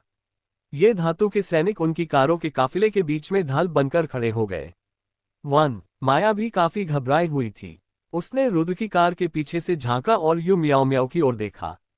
उसकी आंखें इधर उधर घूम रही थी क्योंकि वह अपने सामने के पूरे दृश्य का जायजा ले रही थी और उसने एक आह भरी। वरीड। ऐसा कोई रास्ता नहीं था कि यू म्याओ म्याओ इस बात को जाने दे। इतने लोगों में से उसका पाला सबसे पेचीदा इंसान से पड़ा था। माया जानती थी कि भले ही उसने लड़ाई होने से रोक दी थी, लेकिन फिर भी उसने यू म्याओ म्याओ को एक करारा जवाब दिया था। हालांकि यू म्याओ म्याओ ने कोई कदम नहीं उठाया, क्योंकि वह अभी उतनी मजबूत और शक्तिशाली नहीं थी जितनी वह माया के पिछले जीवन में थी। लेकिन एक बार जब बेस पर्याप्त रूप से स्थिर हो जाएगा तो वह इस अपमान को कभी नहीं भुलाएगी। वह निश्चित रूप से माया और रुद्र का पीछा करेगी और तभी उनके सुकून के दिन खत्म हो जाएंगे। वार्निंग साइन सांप। वैसे भी रुद्र की दादी के बीच में आ जाने से अब सुकून के दिन वैसे भी कम ही बचे थे। क्या हो रहा है? वह महिला कौन थी? रुद्र ने गैराज में रुकते ही पूछा। Question mark. उसका नाम यू म्याओ म्याओ है, वान गुफू ने कार से बाहर निकलते हुए जवाब दिया। वह सेना से है, कम से कम उसने हमें यही बताया है, और वह पूरे शहर से शक्तियुक्त प्राणियों को इकट्ठा कर रही है। वह रुका और रुद्र की ओर कुछ दिलचस्पी से देखते हुए बोला, और वह आप में काफी दिलचस्पी रखती है, बॉस रुद्र। तुम ऐसा कैसे कह सकते हो? क्योंकि उसने बेस में भर्ती करने के लिए एक विशेष आदेश भेजा था, माया ने कार से नीचे उतरते हुए गुस्से में रुद्र को जवाब दिया। वह इस आदमी के सुंदर चेहरे से चिड़ी हुई थी, जो हर तरह की मक्खियों और तितलियों महिलाओं को आकर्षित करता था। क्रोध। हाँ, क्या तुमने सहमति दी? हम कैसे सहमत हो सकते थे? हम बेवकूफ नहीं हैं। सुमन ने फर्श पर थूका और दादी लेई की ओर देखते हुए अपनी बात जारी रखी। भले ही यू म्याओ म्याओ ने इसे बहुत अच्छा दिखाने की कोशिश की, लेकिन हम जानते हैं कि वह महिला बिना किसी कारण के इतनी सारी अच्छी चीजें नहीं बांट रही है। अब जब मैंने उसे देख लिया है तो मैं जानती हूं कि वह एक चालाक औरत है। वह शक्ति उपयोगकर्ताओं के साथ अच्छा व्यवहार कैसे कर सकती है? एंग्री थम्स डाउन का चिन्ह, नो एंट्री साइन। सिर्फ मूर्ख ही उसके झूठ पर विश्वास करेंगे। जब दादी लेई ने उसके शब्द सुने तो वे आग बबूला हो गईं और कहे बिना नहीं रह सकी, खैर, मुझे लगता है कि वह महिला नेक काम कर रही है। वह उन लोगों की मदद कर रही है जिन्हें जरूरत है और हर कोई बिना किसी कारण के उस पर शक करता रहता है। बूढ़ी औरत क्रोध। कृपया शांत हो जाए ओल्ड मैडम। लोकेश ने उस बुजुर्ग महिला की ओर ठंडी नजर से देखा। उसने अपने चेहरे से खून पोंछा और कहा, हम इस बारे में गहराई से सोचेंगे, फैसला लेने में जल्दबाजी करने की कोई जरूरत नहीं है। लेकिन सबसे पहले हमें दादाजी की चोटों का इलाज करना होगा। बूढ़ा आदमी। ओल्ड मैडम लेई ने सुमन की तरह ही जमीन पर थूका और माया की ओर मुड़ी। उन्होंने माया की ओर अपनी ठुड्डी अकड़ के साथ उठाए और कहा, चूंकि यही हमें यहाँ लेकर आई है, तो हम मामला इसके हाथों में छोड़ देंगे। मेरी बात सुनो, जवान लड़की। अगर मेरे पति को कुछ हुआ तो मैं। बूढ़ी औरत लुक ऑफ ट्रायम्फ। तो आप क्या? रुद्र अपनी दादी की ओर मुड़ा और अपनी आंखें सिकोड़ ली। मैं आपको बता दूं, इसका माया ये युग से कोई लेना देना नहीं है। वह मैं हूं जो बेस में शामिल नहीं होना चाहता। भले ही उसने मुझे नहीं रोका होता, मैं तब भी कभी बेस में शामिल नहीं होता। क्या आपको समझ आया प्रिय दादी? एंग्री चमकता दिल। दादी ले। Speak no evil. माया ने अपनी भौहें ऊपर उठाई जब उसने देखा कि रुद्र उसकी सुरक्षा कर रहा है। भले ही वह स्थिति को अपने दम पर संभाल सकती थी, लेकिन किसी और को अपने लिए मुसीबत मोल लेते देखना उसे थोड़ा अच्छा लगा। वन चमकता दिल। दादी ले ओल्ड मैडम ले हक्की बक्की रह गईं जब उन्होंने रुद्र को माया का पक्ष लेते देखा। पहले तो वह कुछ नहीं कह पाईं, लेकिन चाची ले के उकसाने के बाद वह गुस्से में फूल गईं और चिल्लाईं, तुम कुलद्रोही पोते। तुम्हारी अपनी दादी के खिलाफ खड़े होने की हिम्मत कैसे हुई? क्या तुम्हें लगता है कि सिर्फ इसलिए कि तुमने कुछ फैंसी शक्तियां जगा ली हैं, तुम मेरे खिलाफ जा सकते हो? बूढ़ी औरत क्रोध। लाउडस्पीकर। धड़ाम। बूम। टक्कर। फायर। आह। दादी ले चिल्लाई और पीछे की ओर कूदी और अपने सामने जलते हुए गड्ढे को देखने लगी। डर के मारे वह जमीन के छेद में जलती हुई लपटों को घूरती रह गई। एक सेकंड बाद उन्होंने अपना सिर उठाया और रुद्र की ओर देखा, जो उन्हें शांति से देख रहा था। Fearful face. फायर। आप कुछ कह रही थीं। उसने मासूमियत से अपनी आंखें झपकाईं और सवाल किया। Smile with a hello question mark. तुम। दादी लेई की आवाज निकलने तक की हिम्मत नहीं हुई, लेकिन वह गुस्से में भी थी। गुस्से के कारण उनका पूरा शरीर सिर से पांव तक कांप रहा था, और उस पल वह गुस्से के मारे लगभग बेहोश ही होने वाली थी। इस लड़के ने वास्तव में उन पर हमला करने की हिम्मत की थी। पाउटिंग ज्वालामुखी। Running dash. अगर वह सावधान नहीं होती तो अभी वह जिंदा जल गई होती। भाई। लोकेश लेवू ने माथे पर शिकन के साथ उस गड्ढे को देखा। उसने रुद्र की ओर देखा और उससे कहा, तुम्हें ऐसा नहीं करना चाहिए। दादी अब काफी बुरी हो गई हैं, अगर तुम ऐसी हरकत करोगे तो उन्हें सच में चोट लग जाएगी। पेपर। ऐसा नहीं था कि लोकेश को दादी लेई की परवाह थी, वह बस इतना जानता था कि यह बुढ़िया उसके लिए जीवन रक्षक कवच टलिस्मन थी। अगर उन्हें कुछ हो जाता तो उसे डर था कि रुद्र उन्हें नहीं छोड़ेगा। लोकेश अपनी की गई करतूतों से अच्छी तरह वाकिफ था और वह जानता था कि बूढ़ा लेई जोड़ा ही उसके जीवन का एकमात्र मौका था। जैसे ही वे मरेंगे, रुद्र उससे और उसके माता पिता को मारने से पहले 2 बार नहीं सोचेगा। सांप खोपड़ी। हालांकि दादी लेई को ये बातें नहीं पता थीं। उन्हें लगा कि लोकेश उनके पक्ष में खड़ा है। क्रोधित और अपमानित होकर वह रुद्र की ओर मुड़ी और उससे कहा, ये देखो, अपने चचेरे भाई से कुछ सीखो। वह मेरा और तुम्हारा कितना सम्मान करता है, और देखो तुम मेरे साथ कैसा व्यवहार करते हो। बूढ़ी औरत उंगली से दाहिनी ओर इशारा। Look of Triumph. तो फिर आप इसी के साथ जा सकती हैं। दादी ले, जो रुद्र को कुछ खरी खोटी सुनाने का मन बना चुकी थी, ये सुनकर दंग रह गई। वो हकलाने लगी और अपने शब्दों में लड़खड़ाते हुए पूछा, तुमने क्या कहा? Anguished question mark. उन्होंने अपना सिर उठाया और उससे पूछा, तुम्हारे इसके साथ चले जाओ कहने का क्या मतलब है? हमें कहाँ जाना चाहिए? बूढ़ी औरत। रुद्र ने मोहित लू की मदद से अपने दादाजी को कार के अंदर से बाहर निकाला, तभी 2 नर्सें स्ट्रेचर लेकर सीढ़ियों से नीचे दौड़ती हुई आईं। एम्बुलेंस। वह अपनी दादी की ओर मुड़ा और उनसे कहा, दादाजी ने मुझे केवल आपको सुरक्षित स्थान पर पहुंचाने के लिए कहा था। उन्होंने कभी नहीं कहा था कि आप मेरे साथ ही रहें। अगर आपको लगता है कि मेरे साथ रहना आपके लिए बहुत कठिन है, तो आप अपने प्यारे पोते के साथ जा सकती हैं। वैसे भी हमारे लिए साथ रहना जरूरी नहीं है। उसके होंठ एक चालाक मुस्कान में मुड़ गए और उसने आगे कहा, मेरा मतलब सच में यही है, अगर आप चाहें तो जा सकती हैं। अब हमारा एक परिवार बनकर रहना जरूरी नहीं है। दुनिया पहले ही ऐसी हो चुकी है। अगर मैं आपको यहाँ अकेला छोड़ भी दूं तो आप मेरा क्या बिगाड़ लेंगी? Smile with horns hand waving टक्कर। अपनी बात पूरी करने के बाद रुद्र मुड़कर जाने लगा। जब चाची लेई ने रुद्र को जाते देखा तो वह घबरा गई और दौड़कर दादी लेई के पास पहुंची। उसने बूढ़ी औरत से कहा, माँ, हम नहीं जा सकते। क्या आप भूल गई हैं कि बाहर कितना खतरा है? अगर हम चले गए तो बिना किसी सुरक्षा के हम कहाँ जाएंगे? Rushed face. चाची लेई अब तक चुप रही थी क्योंकि उसे दादी लेई द्वारा रुद्र को दबाते हुए देखने की आदत थी, लेकिन वह भूल गई थी कि दुनिया अब वैसी नहीं रही। अगर रुद्र उन्हें छोड़ना चाहता तो वह बहुत आसानी से ऐसा कर सकता था। दादी लेई भी घबरा गईं जब उन्होंने रुद्र को ये कहते सुना कि वे जा सकते हैं। वे कैसे जा सकते थे? रुद्र की देखभाल के बिना वे कैसे जीवित रहेंगे? Fearful face non drinking water SOS. चलो इनके पीछे चलते हैं। दादी लेई स्वाभाविक रूप से इतनी मूर्ख नहीं थी कि चली जाए।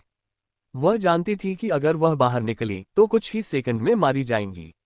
अपने पति की सुरक्षा के बिना वह क्या करने वाली थी? क्या वह अपने पति के संरक्षण के बिना जीवित भी रह सकती थी? बूढ़ी औरत रनिंग डैश। चाची लेई खुश थी कि दादी लेई गहराई से सोच रही थी। अगर उसकी सास नखरे दिखाती और भाग जाती तो पता नहीं क्या होता। वे स्वाभाविक रूप से उनके बिना नहीं रह सकते थे। रुद्र उन्हें रहने नहीं देता। चारों का परिवार रुद्र और टीम के बाकी सदस्यों के पीछे भागा। क्या आप उनकी चोटों का इलाज कर सकते हैं? रुद्र ने शेन झेन शेन जेन से चिंतापूर्वक पूछा। अब जब उसके दादाजी को आपातकालीन कक्ष में ले जाया गया था तो उसका जोश शांत हो गया था और वह चिंता से भर गया था। वरीड, हम अपनी पूरी कोशिश करेंगे।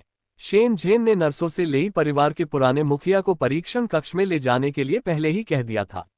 हालांकि देखने से लग रहा है कि उनका काफी खून बह चुका है और चोटें भी काफी गंभीर हैं। अगर खून बहना बंद नहीं हुआ तो मुझे डर है कि स्थिति खतरनाक हो सकती है। एम्बुलेंस। इससे पहले कि रुद्र कुछ कह पाता, तीसरी मंजिल पर पहुंची दादी लेई ने उपहास किया। उन्होंने टिप्पणी की, इसीलिए मैंने तुमसे कहा था कि कमांडर यू द्वारा दिए गए प्रस्ताव को स्वीकार कर लो। अगर तुम मान लेते तो तुम्हारे दादाजी की जान बचाई जा सकती थी। बूढ़ी औरत क्रोध। उनकी आंखें लाल हो गईं और उन्होंने कहा, अब मुझे बताओ, अगर उन्हें कुछ हो गया तो मैं कैसे जीवित रहूंगी? मेरा ख्याल कौन रखेगा? लाउडली क्राइंग सांप नेल पॉलिश। दादी लेई को अपने पति की हालत की चिंता नहीं थी। वह तो इस बात से डरी हुई थी कि कहीं रुद्र उन्हें और चाची लेई के परिवार दूसरी शाखा को छोड़ न दे। ये कुलद्रोही केवल अपने दादाजी की परवाह करता था। अगर उसके पति ने उसे उन्हें साथ लाने के लिए नहीं कहा होता तो रुद्र ने उन्हें उसी ठिकाने पर छोड़ दिया होता जहां उसने उन्हें पाया था। सांप। बूढ़ी औरत, क्या आपका रोना खत्म हो गया? रुद्र तब चिढ़ गया जब उसने दादी लेई को ऐसे रोते हुए सुना जैसे उसके दादाजी मर चुके हों। वह मुड़ा और बोला, वह अभी मरे नहीं हैं। आप ऐसे क्यों रो रही हैं जैसे वह दुनिया छोड़ चुके हों? उसके रोने का तरीका ऐसा था जैसे वे अभी से मातम मना रहे हों। Angry no entry sign. जब दादी लेई ने रुद्र की बातें सुनी तो उनका गला रुंध गया। भाई, तुम ये क्या बात कर रहे हो? लोकेश लेवूक ने फटकार भरे स्वर में कहा। जब उसने देखा कि रुद्र उसके और उसके परिवार के प्रति कैसा रवैया दिखा रहा है तो उसकी आंखों में कातिलाना इरादे भर आए। इसमें ऐसा क्या खास है? क्या इसने सिर्फ कुछ गंदी शक्तियां नहीं जगा ली? इसे हम पर रौब झाड़ने की इजाजत किसने दी? छोटा सा भूत क्रोध। आज नहीं तो कल वह इस आदमी को उस अपमान की कीमत चुकाने पर मजबूर कर देगा जो उसने उस पर और उसके माता पिता पर थोपा था। लोकेश को यकीन नहीं था कि वह कभी रुद्र जैसी शक्तियों को जगा पाएगा। जिस दिन वह एक शक्ति उपयोगकर्ता के रूप में जागेगा वह दिन होगा जब वह रुद्र को धूल चटा देगा। मुट्ठी हाई वोल्टेज। हालांकि वह फिलहाल ऐसा करने की स्थिति में नहीं था, इसलिए वह केवल अपना सिर झुका सकता था और फिलहाल दादी लेई की चापलूसी कर सकता था। दादी बस दादाजी के लिए चिंतित हैं। चूंकि ये डॉक्टर दादाजी की मदद नहीं कर पा रहे हैं तो क्यों न हम जाकर मैडम यू का प्रस्ताव स्वीकार कर लें। इस तरह दादाजी की जान बचाई जा सकती है। सांप। जैसे ही उसने बोलना खत्म किया, पास खड़ी माया उपहास किए बिना नहीं रह सकी, जिसने पूरे लेई परिवार का ध्यान अपनी ओर खींच लिया। One smirk. क्या कोई बात है, मिस? लोकेश की आंखें चमक उठी जब उसने माया को देखा। उसने उसके जैसी खूबसूरत महिला पहले कभी नहीं देखी थी। वह न केवल युवा और कोमल थी बल्कि उसके नैन नक्श भी अधिकांश महिलाओं से कहीं ज्यादा सुंदर थे। लेकिन जो बात उसे आकर्षक बना रही थी वह थी रुद्र के साथ उसकी निकटता। वह देख सकता था कि रुद्र इस महिला के साथ दूसरों की तुलना में अलग व्यवहार करता था। तो लोकेश, जो रुद्र के पास मौजूद हर चीज को छीनने के लिए दृढ़ था, वह इस महिला के करीब आने के लालच से कैसे बच सकता था। उसने माया को अपनी सबसे आकर्षक मुस्कान दी, जिसने अपनी एक भौं चढ़ाए और अगले ही पल अपनी आंखें घुमा लीं। वह उसके जैसे मर्दों को किसी भी और से बेहतर समझती थी। भले ही लोकेश ने रुद्र से बेहतर होने का ढोंग किया, लेकिन माया जानती थी कि वह एक फेनिक्स मैन स्वार्थी और धूर्त से बढ़कर कुछ नहीं है। Nail polish no entry sign. उसने कहा, रुद्र भाई को दिया गया प्रस्ताव आपके परिवार का प्रस्ताव कब से बन गया? एक भौं सिकोड़ते हुए माया ने लेई परिवार से कहा, क्या प्रस्ताव रुद्र को नहीं दिया गया था? तो यह उनकी पसंद होनी चाहिए कि इसे स्वीकार करना है या नहीं। आप उनके लिए फैसला करने वाले कौन होते हैं? माइक फायर, तुम कुतिया। दादी लेई एक देहाती महिला थी। उन्होंने दादाजी लेई से शादी करने के लिए उनके खिलाफ साजिश रची थी। इस प्रकार भले ही वह इतने वर्षों तक लेई परिवार की मुखिया रही थी, फिर भी वह अपने कर्कश और झगड़ालू रवैये से छुटकारा नहीं पा सकी थी। उन्होंने माया को एक जहरीले सांप की तरह घूरा और गुस्से भरी आवाज में बोली, तुम हमारे मामले में दखल देने वाली कौन होती हो? ये हमारा पारिवारिक मामला है, इसे हमें ही संभालने दो। बूढ़ी औरत सांप क्रोध। माया ने अपनी आंखें सिकोड़ी और एक सेकंड बाद दादी लेई ने अपनी जीभ जमी हुई पाई। उन्होंने बोलने की कोशिश की, लेकिन उनकी जीभ हिली नहीं और उनके तालू से चिपकी रह गई। ये देखकर चाची लेई माया की ओर इशारा करते हुए चिल्लाई, तुमने क्या किया? Fearful face. जैसे ही वह चिल्लाए, पिता लेई और माता लेयांत से पूरी बात सुनने के बाद तीसरी मंजिल पर पहुंचे। उन्होंने चाची लेई को माया की ओर इशारा करते हुए और उसे डांटते हुए देखा, जबकि दादी लेई अपने तालू से चिपकी हुई किसी चीज को नीचे खींचने की कोशिश कर रही थी। जब वे करीब आए तभी उन्हें एहसास हुआ कि मामला क्या है, क्या हो रहा है। पिता लेई ने अपनी आंखों में हैरानी के साथ पूछा, क्वेश्चन मार्क। जेठ जी, अच्छा हुआ कि आप यहाँ आ गए, वरना ये लोग हमें सता कर मार डालेंगे, चाची लेई चिल्लाई। वह अभी भी माया की ओर इशारा कर रही थी, जिसने कहा, उस उंगली को नीचे करो वरना मैं इसे तब तक जमा दूंगी जब तक कि इसे काटना न पड़ जाए। No entry sign. उसके शब्दों में धमकी सुनकर चाची लेई माया को घूरने लगी। तुम एंग्री। उसने कभी नहीं सोचा था कि माया पिता लेई और माता लेई के सामने इतनी अभिमानी होगी। फिर भी उसने अपना हाथ नीचे कर लिया। फिर वह पिता लेई की ओर मुड़ी और दुखी आवाज में उनसे बोली, जेठ जी, ये देखिए, ये लोग हमें कितना परेशान कर रहे हैं। लोकेश ने बस कुछ भलाई की बातें कहीं और फिर भी इन्होंने लाउडली क्राइंग। चाची, अब और कुछ कहने की जरूरत नहीं है। लेई यान ने अपनी चाची को बीच में ही टोक दिया। वह जानती थी कि यह महिला कभी कुछ अच्छा नहीं कहती। हर बार जब वह अपना मुंह खोलती और अपने पिता से शिकायत करती, तो वह एक छोटी लोमड़ी की तरह अपनी कमर मटकाती थी। No entry sign. अगर लेई यान को अपने शब्दों पर नियंत्रण न रखना होता, क्योंकि चाची लेई उससे बड़ी थी, तो उसने इस महिला से पूछ लिया होता कि वह क्या करने की कोशिश कर रही है। उसने अपनी आंखें घुमाई और चाची लेई से कहा, हम बड़ी बहन माया को बहुत अच्छी तरह जानते हैं। वह बिना किसी कारण के कभी किसी को चोट नहीं पहुंचाएंगी। दादी ने जरूर माया दीदी से कुछ बदतमीजी की होगी, है ना? नेल पॉलिश वन बुलेसाई। लेई यान की बातें सुनकर चाची लेई की आंखों में अपराधबोध की एक झलक चमकी। हालांकि वह यह मानने को तैयार नहीं थी कि उसने जो किया उसमें कुछ भी गलत था। यह माया थी जो उनके मामले में दखल दे रही थी, तो उसे पीड़ित बनने की बारी कैसे मिल सकती थी? सांप, तुम क्या कह रही हो, यान? चाची लेई ने अपना सिर उठाया और उसके होठों पर अब एक कड़वी मुस्कान थी। तुम जानती हो कि तुम्हारी दादी केवल एक कागजी शेर है। वह कुछ दुख पहुंचाने वाले शब्द कहती हैं, लेकिन उनका मतलब कभी किसी को नुकसान पहुंचाना नहीं होता। यह जवान लड़की तुम्हारी दादी की बातों को इतनी गंभीरता से कैसे ले सकती है? बूढ़ी औरत सांप। चाची लेई की बेशर्मी भरी बातें सुनकर लेई यान के होंठ फड़कने लगे। क्या उसे लगा कि लेई यान नहीं जानती कि उसकी दादी किस तरह की इंसान है? वह उस तरह की महिला थी जो किसी मूर्ति को भी इतना कोस सकती थी कि उसके कानों से खून निकल आए। मोई स्टैचू लाउडस्पीकर। ये देखकर कि लेई यान कुछ नहीं कह रही है, चाची लेई पिता लेई की ओर मुड़ी और उनसे कहती रही, आप ये देखिए, जेठ जी, इस औरत ने माँ की जीभ उनके तालू से जमा दी है और फिर भी रुद्र एक शब्द नहीं कहता। एंग्री। उसने दादी लेई को पिता लेई के सामने धकेल दिया और उन्हें दिखाया कि माया ने क्या किया था।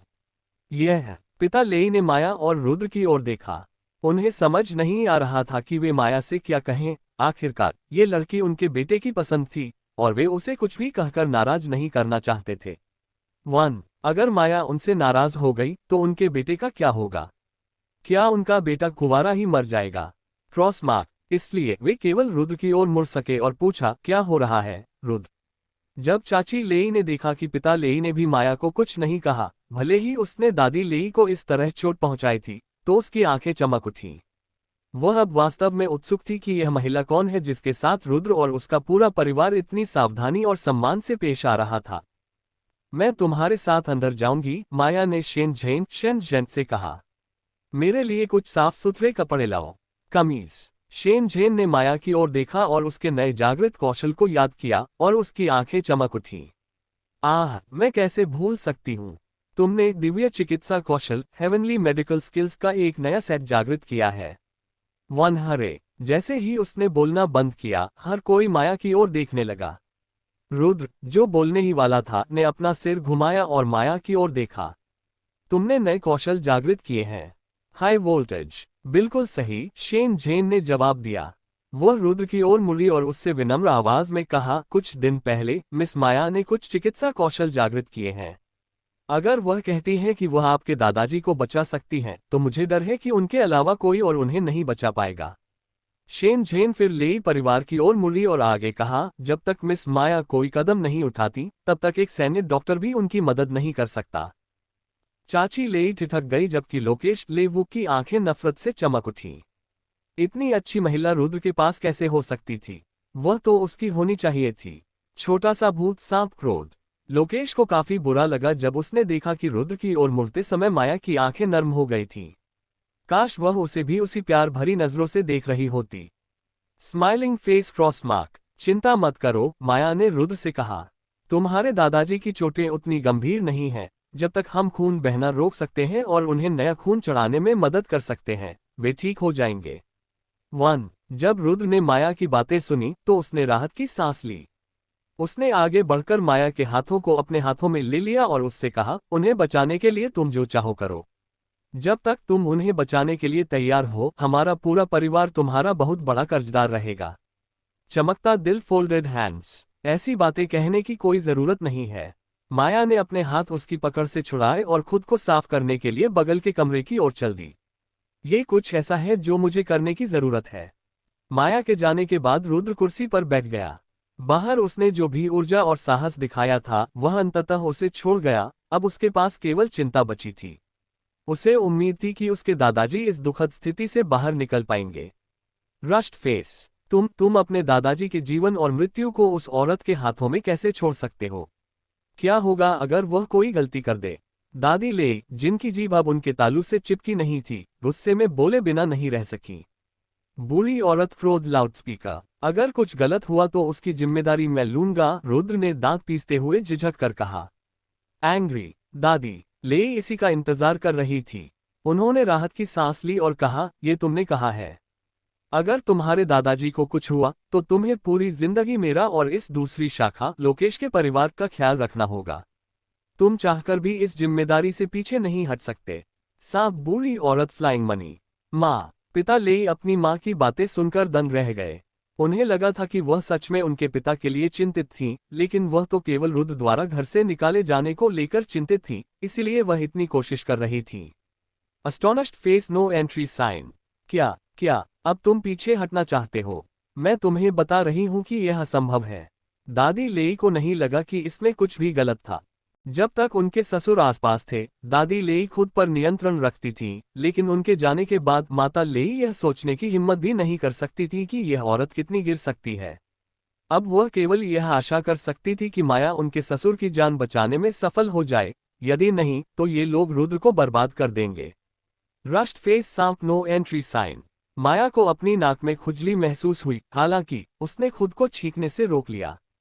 उसने शांत भाव से दादाजी लेई की चोटों को देखा और शेन झेन को रक्त पुनर्जीवन गोली, ब्लड रिवाइटलाइजिंग पिल थमाते हुए कहा, मैं खून बहना रोक दूंगी और एक बार जब ये रुक जाए तो आपको उन्हें ये गोली खिलानी होगी।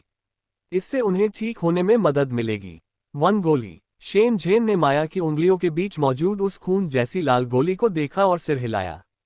उसने उससे गोली ली और माया को खुला रास्ता देने के लिए एक तरफ हट गई।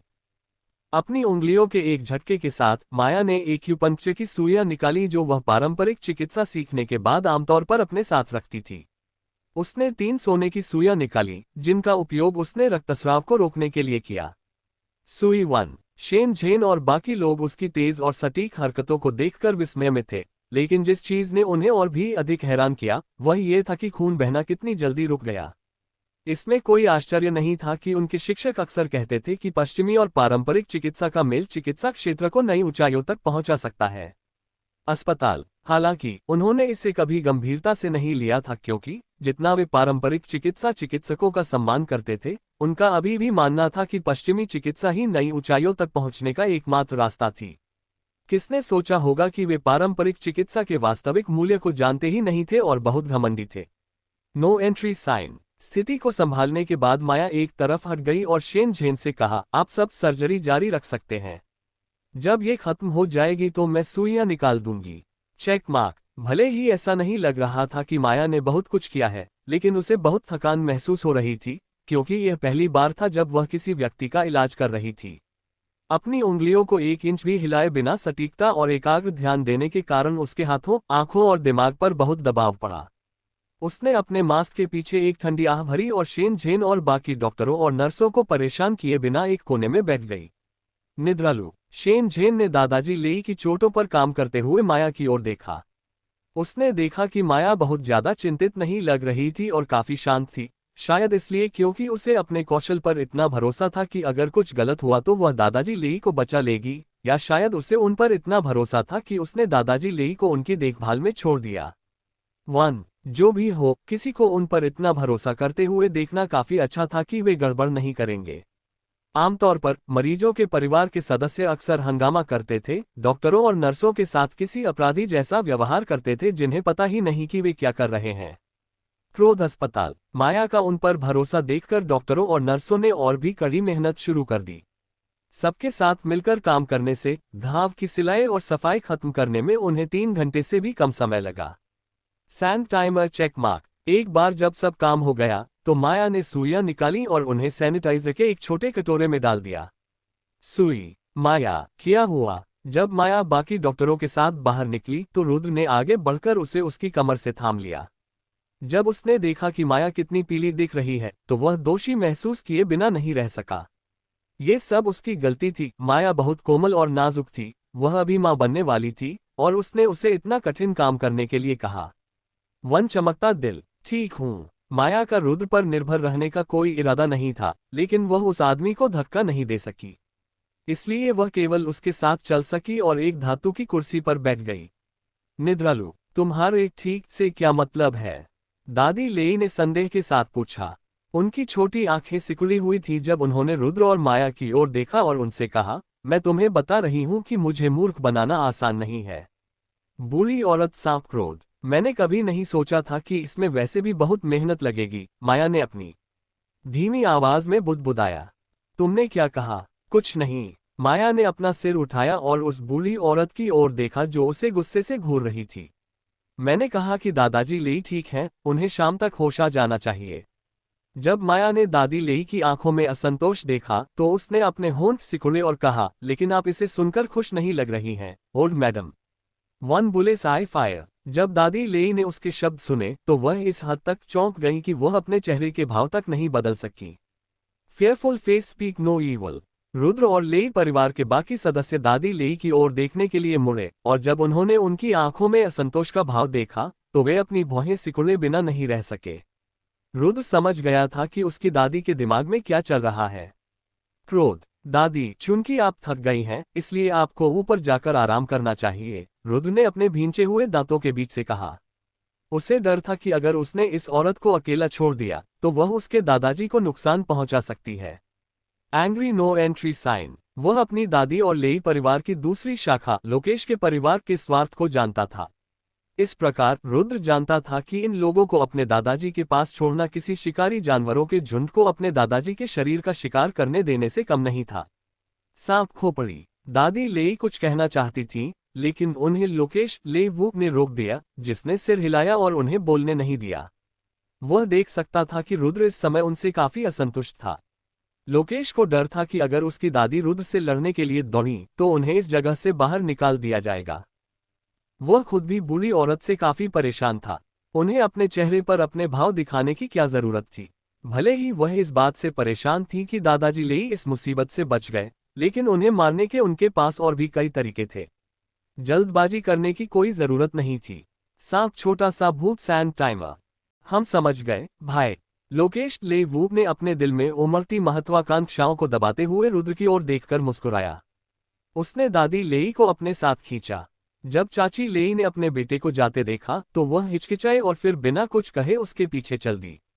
सांप रनिंग डैश। जहां तक चाचा लेई का सवाल है, वह हमेशा से एक डरपोक इंसान थे जो केवल अपनी पत्नी और मां की बात सुनते थे, इसलिए जब वे दोनों चले गए तो स्वाभाविक रूप से वह पीछे नहीं रुके। वह भी अपने पैरों पर मुड़े और अपने बेटे के पीछे चल दिए।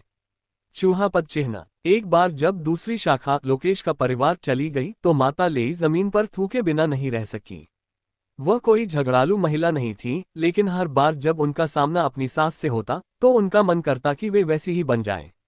उस औरत के पास किसी को पागल करने का हुनर था। ज्वालामुखी बूढ़ी औरत क्रोध। वह किस तरह की औरत है? माता लेई ने अपने पति से शिकायत की। उनके पति इतने बड़े संकट से बच गए और इसके बजाय कि वे इसके बारे में खुशी महसूस करें, वे इस बात से परेशान हैं कि उन्होंने हमारे बेटे को अपने परिवार का गुलाम बनाने का मौका खो दिया। Look of triumph no entry sign. माता लेई इस बात से काफी असंतुष्ट थी कि उनका बेटा इन परजीवियों पैरासाइट्स को अपने साथ ले आया।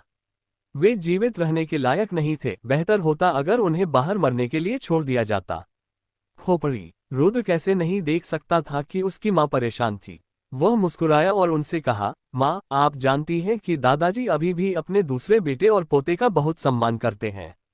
जब तक वे उन्हें नहीं छोड़ते हम उन्हें मरने नहीं दे सकते। बूढ़ा आदमी। उसकी प्रतिक्रिया सुनकर माता लेई ने उपहास किया। वह जानती थी कि उनके ससुर ऐसे व्यक्ति थे जो अंत तक हार नहीं मानते थे। भले ही वे जानते थे कि लोकेश और उसके पिता केवल साजिश रचने वाले कमीने थे, फिर भी वे हार मानने को तैयार नहीं थे। शायद इसका कुछ लेना देना उनके सेना प्रमुख होने से था जब वे अपने सुनहरे दिनों में थे। आपको जाकर आराम करना चाहिए, माँ, रुद्र ने कहा, क्योंकि वह देख सकता था कि उसके माता पिता वास्तव में थके हुए थे। वे पिछले कुछ दिनों से उसके और लेई यान के लिए काफी चिंतित रहे होंगे। निद्रालु। वह मुड़ा और मोहित लू यू और लेई यान की ओर देखने लगा और उनसे कहा, तुम लोगों को भी जाना चाहिए। तुम दोनों ने पिछले कुछ दिनों में काफी मेहनत की है। ठीक है। लेई यान ने तुरंत प्रस्ताव स्वीकार कर लिया, क्योंकि वह वास्तव में काफी थकी हुई थी। वह अपने पैरों पर मुड़ी और चली गई। मोहित ने उसे जाते हुए देखा और अपने बॉस की ओर मुड़ा। उसने उससे कहा, क्या आप ठीक रहेंगे मास्टर रुद्र? निद्रालु। मैं ठीक रहूंगा। रुद्र ने सिर हिलाया और माया के बगल में बैठ गया। मोहित ने सिर हिलाया और जाने के लिए मुड़ा, लेकिन उसका ध्यान एक डॉक्टर जो होंगबेक ने भटका दिया, जो संदीप जो होंगबेक के साथ कुछ चर्चा कर रहा था। उसे नहीं पता था क्यों, लेकिन उसके सामने के दृश्य ने उसे काफी परेशान कर दिया। क्रोध। संदीप जो होंगबेक कांप गया जब उसने महसूस किया कि कोई उसे काफी गुस्से वाली नजर से घूर रहा है। वह रुका और मुड़कर चारों ओर देखने लगा। जब उसने देखा कि वह कोई और नहीं बल्कि मोहित है तो वह ठिठक गया। यह क्या था? उसने ऐसा क्या गलत किया था कि यह आदमी उसे इस तरह घूर रहा था? क्वेश्चन मार्क आंखें। क्या हुआ? शेन झेन ने पूछा जब उसने देखा कि संदीप उसकी ओर ध्यान नहीं दे रहा है। माया से अपनी उपचार पद्धतियों को और उन्नत बनाने में मदद मांगने से ज्यादा महत्वपूर्ण और क्या था? वह। संदीप ने मोहित की ओर इशारा किया जो उसे घूर रहा था, और शेन झेन उस आदमी की ओर देखने के लिए मुड़ी, केवल ये देखने के लिए कि वहां कुछ भी गलत नहीं था। उसने अपनी भौहें सिकोड़ी और कहा, क्या तुम मुझे क्या देखने के लिए कह रहे हो? जब संदीप मुड़ा और देखा कि मोहित बिना कुछ कहे चला गया है तो वह अवाक रह गया। आखिर वह सब क्या था? No mouth face question mark. सुरक्षित बेस सेफ बेस का क्या हाल है? रुद्र ने माया से पूछा जब वे दोनों अकेले रह गए। तुमने पहले ही देख लिया कि क्या चल रहा है? कार्यालय की इमारत सैटेलाइट डिश। माया ने अपना हाथ उठाया और अपनी कनपटी दबाई। फिलहाल उसका उस बेस को नष्ट करने का कोई इरादा नहीं था जो बनाया जा रहा था। वर्तमान समय में इसकी स्थापना एक आवश्यकता थी और यह मानव विकास के लिए काफी महत्वपूर्ण था। 1 बात बस इतनी थी कि यू मियाओ मियाओ की महत्वाकांक्षा बहुत बड़ी थी और उसे अंदाजा नहीं था कि उसके हाथों में जो वर्तमान संसाधन है उन्हें कैसे नियंत्रित किया जाए। सांप अपवर्ड ट्रेंड मुकुट। इस प्रकार ये बेस जो बहुत तेज गति से बढ़ रहा था अगले 3 या 4 वर्षों में गिर जाएगा, उसके लिए इसे नष्ट करने के लिए अलग से मेहनत करने का कोई कारण नहीं था, क्योंकि यह वैसे भी खंडहर में बदलने वाला था। सैंड टाइमर टक्कर। वह तब तक इंतजार करने वाली थी जब तक वह नन्हे त्सुयोकाई को जन्म नहीं दे देती, और फिर वह दक्षिण साउथ की ओर भाग जाएगी, जहां बेस थोड़े बेहतर हालात में थे। वहीं ज्यादातर अमीर लोगों ने एक नया समाज भी स्थापित किया था। पिछली बार उसने श्वेता के परिवार को दक्षिण बेस तक पहुंचने में मदद की थी, और उन्होंने उसे मरने के लिए ज़ॉम्बियों की भीड़ में धकेल दिया था। उन्होंने उसकी सारी रसद भी छीन ली थी, जिससे उसके लिए बेस में प्रवेश करना असंभव हो गया था। स्कूल का बस्ता नो एंट्री साइन। लेकिन अब जब वह अकेली थी अपनी टीम के साथ, तो वह दक्षिण बेस जाने और वहां मौजूद सबसे अच्छे बंगले पर कब्जा करने के लिए दृढ़ थी। बेशक वह अपने परिवार के साथ साथ रुद्र के परिवार को भी अपने साथ ले जाने वाली थी। अब जबकि यू मियाओ मियाओ ने उन दोनों को साथ देख लिया था, माया को रुद्र के रास्ते से दूर रहने का कोई तुक नजर नहीं आ रहा था। वैसे भी अब वह हमेशा के लिए उससे जुड़ गई थी। रुद्र, जो उसके बगल में बैठा था, के दिमाग में इतने विचार नहीं थे। वह केवल माया के लिए चिंतित था, जो काफी पीली दिख रही थी, और उसने पूछा, क्या तुम कुछ खाना चाहती हो? तुम काफी बीमार लग रही हो। वरीब चमकता दिल। उसने माया के उभरे हुए पेट पर ध्यान नहीं दिया, क्योंकि वह उसके चेहरे को देख रहा था। क्रॉस मार्क आंखें। जब माया ने उसकी हरकतें देखीं, तो वह अवाक रह गई। वाकई यह आदमी बस पूरी तरह अंधा था। उसे आश्चर्य हुआ कि क्या वह उसकी बहुत ज्यादा परवाह करता था, या वह इतना अंधा था कि सबसे स्पष्ट सुराग भी नहीं देख पा रहा था। Tears of Joy. उसी समय यू मियाओ मियाओ उस इमारत में वापस लौट आए जहां वह इस समय रुकी हुई थी। उसका चेहरा बर्फ जैसा ठंडा था, और वह ऐसी दिख रही थी जैसे वह किसी भी पल फट पड़ेगी। उसने धीमी आवाज में पूछा, वह औरत कौन है जो रुद्र के बगल में थी? वह उसकी इतनी बात क्यों मान रहा है? राजकुमारी सांप क्रोध। उसके पीछे बहादुर डैचेंग और छवि लू यिन खड़े थे। जहां छवि उस महिला के गुस्से से थोड़ा डरी हुई थी, वहीं बहादुर अपनी पीठ सीधी करके एक गरिमापूर्ण भाव के साथ खड़ा था। उसका व्यक्तित्व उसे यू मियाओ मियाओ के सामने सिर झुकाने की अनुमति नहीं देता था। हालांकि एक अन्य महिला द्वारा निर्देशित किए जाने पर वह थोड़ा चिढ़ा हुआ था, फिर भी उसने धीमी आवाज में उत्तर दिया, उसका नाम माया है, और वह वही है जिसकी जल शक्ति वाटर हाइड्रा जल सर्प उत्पन्न कर सकती है। लहर ड्रैगन। तो वह ये है। यू मियाओ मियाओ ने भौहें सिकुड़ी। वह उस औरत को जान से मारने के बारे में सोच रही थी जिसने उस मर्द को छीनने की कोशिश की थी जिसमें उसने दिलचस्पी ली थी, लेकिन जैसे ही उसने सुना कि माया ही वाटर हाइड्रा पैदा कर सकती है, उस औरत को मारने की उसकी इच्छा धीरे धीरे दब गई। Cooking knife. अगर वह माया को हासिल कर सके तो वह उसके बेस की एक शानदार संपत्ति बन सकती थी। यू मियाओ मियाओ उस मेज के चारों ओर घूमी जहां वह आमतौर पर बैठती थी। कैबिनेट में रखे दस्तावेजों को निकालते हुए उसने जानकारी पढ़ी और माथा सिकोड़ा। उसने अपना सिर उठाया और सवाल किया, उसने अभी तक दस्तावेजों पर हस्ताक्षर क्यों नहीं किए हैं? तुम दोनों के काम करने के तरीके से मैं वास्तव में निराश हूं। Document angry. हम क्षमा चाहते हैं, इस अधीनस्थ से गलती हो गई। छवि ने अपना सिर झुका लिया जब उसने यू मियाओ मियाओ को उनकी ओर देखते देखा। वे दोनों महिलाएं थीं, लेकिन किसी कारण से वह वास्तव में यू मियाओ मियाओ से डरी हुई थी। उसमें कुछ तो अलग था। Rushed face. यू मियाओ मियाओ महसूस कर सकती थी कि वह महिला उससे डरी हुई है, लेकिन वह उसके डर पर बस हंस दी। छवि से कुछ कहकर अपना समय बर्बाद करने के बजाय वह बहादुर की ओर मुड़ी और उससे कहा, मैं कोई अनुचित महिला नहीं हूं। चूंकि ये लोग बेस और मानव विकास के लिए उपयोगी हैं, इसलिए उनके परिवार को उन लाभों के बारे में बताने की कोशिश करो जो उन्हें बेस में शामिल होने के बाद मिलेंगे। Money bag. ये दो टीमें माया और आर्यन इस समय वास्तव में आकर्षक हैं, इसलिए उन्हें हमारे पक्ष में खड़ा करने के लिए कुछ भी करो। यदि संभव हो तो उनके परिवार के सदस्यों को बेस में शामिल करने का प्रयास करो। मेरा मानना है कि जब तक उनके परिवार के सदस्य बेस में शामिल होंगे, वे काफी आज्ञाकारी रहेंगे। आदमी महिला लड़की लड़का। मैं समझ गया चीफ। बहादुर। यू मियाओ मियाओ का विश्वास पात्र नहीं था, लेकिन वह मूर्ख भी नहीं था। वह समझ सकता था कि वह महिला क्या करने की कोशिश कर रही है। माया और आर्यन बाईफंक के परिवार को टीम में शामिल करने के बहाने, उसका मतलब उन्हें इस तरह फंसाना था कि माया और आर्यन के पास उसके नेतृत्व का पालन करने के अलावा कोई और विकल्प न बचे। वरीग। उनकी कमजोर नस परिवार यू मियाओ मियाओ के हाथों में होने के कारण माया और आर्यन को उनके द्वारा मौत की हद तक नियंत्रित करने में देर नहीं लगेगी।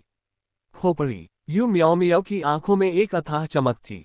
वह माया से नफरत करती थी, लेकिन वह ये भी समझती थी कि बेस के लिए पानी और भोजन वास्तव में महत्वपूर्ण थे। वह माया को नहीं मार सकती थी, कम से कम तब तक नहीं जब तक उसे कोई ढंग का जल शक्ति उपयोगकर्ता वाटर एबिलिटी यूजर नहीं मिल जाता। ठंडा पसीना स्कूल का बस्ता नो एंट्री साइन। जहां तक रुद्र की बात है, उसे कोई जल्दी नहीं थी। वह आदमी जल्द ही समझ जाएगा कि उसकी हरकतें मूर्खता के अलावा और कुछ नहीं थीं। Sand timer. उसने मेज पर अपनी उंगलियों से दस्तक दी और उसके द्वारा पहनी गई सोने की अंगूठियों से क्लिक की आवाज आई। अंगूठी स्वर। उसने अपने सामने खड़े दो लोगों से कहा, अब से तुम न केवल माया और आर्यन के परिवार को समझाने के प्रभारी हो, बल्कि उन लोगों को इकट्ठा करने के भी प्रभारी हो जिनके पास कोई आक्रामक शक्ति नहीं है। जाओ और जितने हो सके उतने जल और लकड़ी शक्ति उपयोगकर्ताओं water and would ability users को इकट्ठा करो। यह एक ऐसा कार्य है जिसे मैं तुम दोनों पर भरोसा करके सौंप रही हूं, मुझे निराश मत करना। लहर झड़ता वृक्ष। बोलने के बाद वह मुड़ी और उन दोनों के पास से निकल गई। हालांकि जैसे ही वह कार्यालय के दरवाजे के पास रुकी, वह पीछे खड़े दो सैनिकों की ओर देखने के लिए मुड़ी। उसने उनसे कहा, ये जल शक्ति उपयोगकर्ता माया वह तुम दोनों से बहुत अलग है। तुम्हारी निम्न श्रेणी की क्षमताओं की तुलना में वह वास्तव में एक वाटर हाइड्रा बुला सकती है। मुझे नहीं लगता कि वह तुमसे बात करने को तैयार होगी। उसके जितनी शक्तिशाली ताकत वाली महिला को अहंकार से भरे होने का अधिकार है। मुझे नहीं लगता कि तुम उसे मना पाओगे, इसलिए यह मामला किसी और पर छोड़ दो। लहर फायर। एक बार जब वह बेस में शामिल हो जाए तो उसे विशेष शक्ति टीम स्पेशल एबिलिटी टीम में भेज देना। तथाकथित विशेष शक्ति टीम, जैसा कि नाम से पता चलता है, एक ऐसी टीम थी जो शक्ति उपयोगकर्ताओं से बनी थी। उनका मुख्य कार्य ज़ॉम्बियों को साफ करना और क्रिस्टल नाभिक क्रिस्टल न्यूक्लियाई इकट्ठा करना था। मनी। भले ही उन्हें काफी फैंसी नाम दिया गया था, लेकिन बहादुर जानता था कि वे आत्मघाती हमलावरों सुसाइड बॉम्बिस्ट से कम नहीं थे। बम खोपड़ी। जब से वह यू मियाओ मियाओ की देखरेख में बेस में शामिल हुआ था, वह जानता था कि यू मियाओ मियाओ द्वारा सौंपे गए कार्यों को पूरा करना शक्ति उपयोगकर्ताओं के लिए कितना कठिन था। ये लोग मरने के लिए अभिशप्त थे। Downward trend. जब से शक्ति उपयोगकर्ताओं ने बेस में शामिल होना शुरू किया, उन्हें ज़ॉम्बियों को साफ करने और बेस के लिए क्रिस्टल नाभिक के साथ साथ रसद इकट्ठा करने के लिए भेजा गया। हर दिन भारी पुरस्कारों के लालच में 20 या उससे अधिक शक्ति उपयोगकर्ताओं को बेस से बाहर भेजा जाता था। हालांकि हर बार जब शक्ति उपयोगकर्ता बेस से बाहर जाते थे तो केवल 5 या 6 ही वापस लौटते थे। इस प्रकार एक नज़र में ही देखा जा सकता था कि यह टीम शामिल होने लायक थी या नहीं। और चूंकि यू मियाओ मियाओ को डर था कि अन्य शक्ति उपयोगकर्ताओं को मृत्यु की इस अत्यधिक दर के बारे में पता चल जाएगा, इसलिए उसने वास्तव में उन्हें बाकी बेस से अलग कर दिया था। उन्हें परिवार और दोस्तों से मिलने की भी अनुमति नहीं थी। शक्ति उपयोगकर्ताओं को या तो मिशन पर भेजा जाता था या वे भारी दबाव में रहते थे। Downward trend. हे दोस्तों, अगर आपको कहानी पसंद आई हो तो लाइक करें, कमेंट करें और चैनल को सब्सक्राइब करें। थैंक यू सो मच आपके सपोर्ट के लिए।